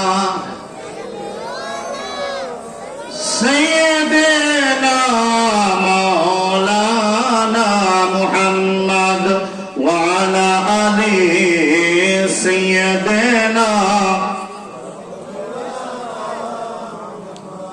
এজন্য অনেক কথা, প্রায় 2 ঘন্টা আলোচনা কাছাকাছি চলে গেছে, এখনো দোয়া হবে, আপনারা তাবারক নেবেন। একদিনই সব কথা শুনে ফেলার দরকার নেই, কি বলেন? রসুল প্রেম দিলে নিয়ে নামাজ পড়েন, শান্তি লাগবে। যার রসুল প্রেম নাই, কোন ধর্মে তার ফায়দা নাই। আমার থেকে নেকি নেবেন আপনি। রসুল প্রেমিক যদি আপনি হন, অবশ্যই হাসরের ময়দানে রসুল আপনাকে খুঁজে নেবে। আমার রসুলকে যত মাকাম দান করা হয়েছে, কোন নবীকে এত মাকাম দান করা হয়নি। এই জন্য আমার রসুলের আদর্শ অনুযায়ী সুন্নতগুলো আদায় করবেন। মা বোন যারা আছেন, স্বামীর খেদমত সহ বাড়ি বাসায় সকালবেলা ফজরের নামাজের পর কোরআন তেলাওয়াত, আপনার সন্তানদেরকে একটু শিক্ষা দেন, নিজেরা কোরআন তেলাওয়াত করেন, ধৈর্য ধারণ করেন। বাজার ঘাটে যত কম যাওয়া যায়, যত কম যাওয়া যায়। এখন তো কি বলবো, কিছু বলার নাই। বাড়ির পাশে মুসলমানি 3 দিন নামাজ পড়া যায় না। কয়দিন? কি বাজায়? আরে সর্বনাশ, এত আওয়াজ, ঘরটা পর্যন্ত থরথর করে কাঁপতে থাকে। কথা ঠিক কিনা বলেন? আর দুনিয়াতে কি গান আসছে, কি লাসন, কি লাসন, পদ্মা লাসন, 60 মা, কত রকমের মা, আর কত রকমের গানের ধরন। নাম দিতে ডিজে, মানে ডাইরেক্ট জাহান্নাম। নাম কি? ডিজে। এর অর্থ কি? ডাইরেক্ট জাহান্নাম। আমাদের তাহেরি হুজুরের একটা গান বেশি বাজে। আসলে তো সে গজল গাইছিল আপনার ডিজে করার জন্য না। যা হোক, আমি ওদিকে যাব না। ওয়াজ নসিহত শুনবেন, মাহফিল বড় সড়ো করে দিবেন। আর এই যে যা মেলায় চেঁচাচ্ছেন আপনারা, দেখছেন আওয়াজ কি অবস্থা? এদের নিয়ন্ত্রণ করার কেউ লোক নেই। শুনেন, আমি ওই জায়গায় একটু কথা বলতে বাদ রাখছিলাম, 1 মিনিট। সেটা হচ্ছে, এই দশাটা কেন জানেন? সন্তানগুলো সব সিজারের। কিসের? সিজারের। 2 মেয়ের পিঠে, 3 মেয়ের পিঠে 1 ছেলে। আরে আনন্দ! ও কানে আজান দিতে মনে নাই, আজান দিতে, একামত দিতে স্মরণে নাই। ও কি হবে? আজানের ধ্বনি, আল্লাহু আকবারের ধ্বনি পৌঁছে নাই, আশহাদু আল্লা ইলাহা ইল্লাল্লাহর ধ্বনি পৌঁছে নাই, আশহাদু আন্না মুহাম্মাদুর রাসূলুল্লাহর ধ্বনি কানের মধ্যে পৌঁছে নাই। ও কি হবে? আপনার কথা শুনবে না। আপনি তো প্রথমে তাকে কি দিতে পারেন নাই? আজান একামত শোনার নাই। খুব ব্যস্ত, খুব আনন্দ, ডাক্তারের মিষ্টি, নার্সের মিষ্টি, বাড়ির মিষ্টি। আবার 9 দিনের দিন বড় ধরনের খানা, সারকেন বক্স ছাড়া। স্ত্রী বলেছে একটু ভালো দেখি বক্স নিয়ে আসবা। 2 মিনিট পরে একটা সন্তান, ভালো দেখি বক্স নিয়ে আসবা। না রে মা, না, কোরআন তেলাওয়াত করো। সন্তান পেটে আসলে কোরআন তেলাওয়াত করো।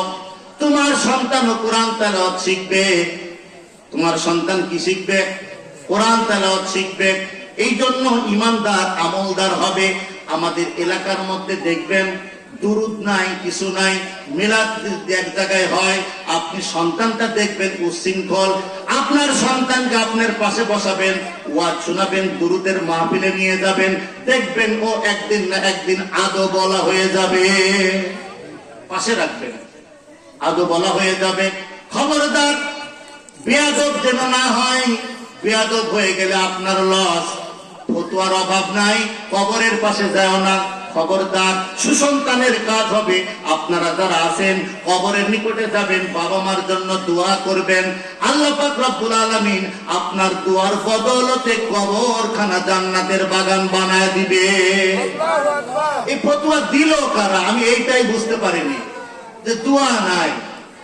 আমার কথা হচ্ছে, ওয়াজ হবে সুদের বিরুদ্ধে, ঘুষের বিরুদ্ধে, মাদকের বিরুদ্ধে, দুর্নীতির বিরুদ্ধে। কথা ঠিক কিনা বলেন? বেপরদা যারা, তাদের বিরুদ্ধে। অথচ ওয়াজ হচ্ছে এখানে কবরের পাশে জানাজার পরে দোয়া করো না, মাটি দেওয়ার পরে কি করো না? দোয়া নাই, বেদাত। সবে বরাত নাই, সবে মেরাজ নাই, আশুরা নাই, রবিউল আওয়াল নাই, দোয়া নামাজের পরে দোয়া নাই, সম্মিলিত দোয়া নাই, এটা কি ওয়াজ? এগুলো কি কোনো কথা? ইমাম সাহেব কি নামাজের পরে দোয়া করে, গালিগালাজ করে? কি করে? রব্বানা যালামনা আনফুসানা ওয়া ইল্লাম তাগফির লানা ওয়া তারহামনা লানাকুনান্না মিনাল খাসিরিন। তুমি তো এই ফতোয়া দাও না, নামাজ পড়ে কিছুই বলে না, উঠি দৌড় মারি চলে যায়। ওর দোয়া কোন জায়গায় থাকে, ওর তাসবিহ কোন জায়গায় থাকে? একটা আপনি যদি দোয়া করেন আল্লাহুম্মা আনতাস সালাম ওয়া মিনকাস সালাম তাবারাকতা রব্বানা ওয়া তাআলাইতা ইয়া যাল জালালি ওয়াল ইকরাম, রাসূল এই দোয়াগুলো পাঠ করতেন। দোয়া 1 মিনিটে হয়ে গেল। এরপরে আপনি তাসবিহ পড়েন সুবহানাল্লাহ 33 বার, আলহামদুলিল্লাহ 33 বার, আল্লাহু আকবার 34 বার। অসুবিধা আছে? আয়াতুল কুরসি জানা থাকলে পড়েন, সূরা নাস ফালাক জানা থাকলে পড়েন, কুল হুজ সূরা পড়েন, যত আমল ইচ্ছা করেন। আপনি খবরদার দুয়ার বিরোধিতা কইরেন না, এটা শোভা পায় না, মুমিনদের মুখে এটা শোভা পায় না। যা হোক, অনেক কথা আলোচনা করলাম, যদি কথার ভিতরে ভুল ত্রুটি হয়ে থাকে আমি ছোট মানুষ, আমাকে মাফ করে দেন। দাঁড়িয়েও জোর তোর নাই, একবারে পাতলা পাতলা, কিছু মনে করার দরকার নাই। আমি কোরআনের বাইরে, হাদিসের বাইরে কথা আপনাদের আজগুবি কোনো গল্প শোনায় নেই। তবে আমি মঈনুদ্দিন চিশতির কাহিনী বলেছি, এটারও একটা দলিল আছে, এটারও বই পুস্তক আছে। ওলিয়া ওলিয়া মানেন না আপনারা? আল্লাহ কোরআনে বলেছে ওলিদের কোনো ভয় নাই, চিন্তা নাই, যারা মুমিন এবং তাকওয়াবান তারা ওলি। কথা ঠিক আছে? এজন্য আল্লাযীনা আমানু ওয়া কানু ইয়াত্তাকুন, এজন্য আল্লাহ পাক আমাদের হেফাজত করেন। মা বোনদের ব্যাপারে অনেক কথা আলোচনা হয়েছে, আপনারা দয়া করে ক্ষমার দৃষ্টিতে দেখবেন। আরো ভবিষ্যতে যদি আসলে রাত গভীর হয়ে গেছে, একটু আগের থেকে প্রস্তুতি নিয়ে আসার দরকার ছিল, যেন 9টার দিক থেকে উঠলে 11টা পর্যন্ত 2 ঘন্টা করলে মেলা ভালো হয়। যা হোক, অনেক রাত হয়েছে। আপনারা এই এলাকার মানুষ, ওয়াজ শুনতে অভ্যস্ত কিনা আমি তা জানিনি, তবে বলছে এই এলাকার মধ্যে এত বড় মাহফিল এবারেই প্রথম। যা হোক, আমার সুলতান ভাই খুব কাছের মানুষ, অত্যন্ত মহব্বতের মানুষ, আমাকে দাওয়াত করেছিলেন, আমি আপনাদের কাছে এসেছি। আমি আর বেশি কিছু বলবো না। আল্লাহ পাক আমাদের সকলকে হেফাজত করে নেন। আল্লাহ তাআলা আমাদের এই কথাগুলো আমল করার সুযোগ করে দেন। সকলে বলে আল্লাহুম্মা আমিন। আজকের এই মাহফিলের যিনি সভাপতি সাহেবের 2-4টা কথা আপনারা বক্তব্যের পরে আমি দুয়ার দিকে যাব। তবে আমার কথা হচ্ছে, আপনারা যারা নামাজ পড়েন না, দয়া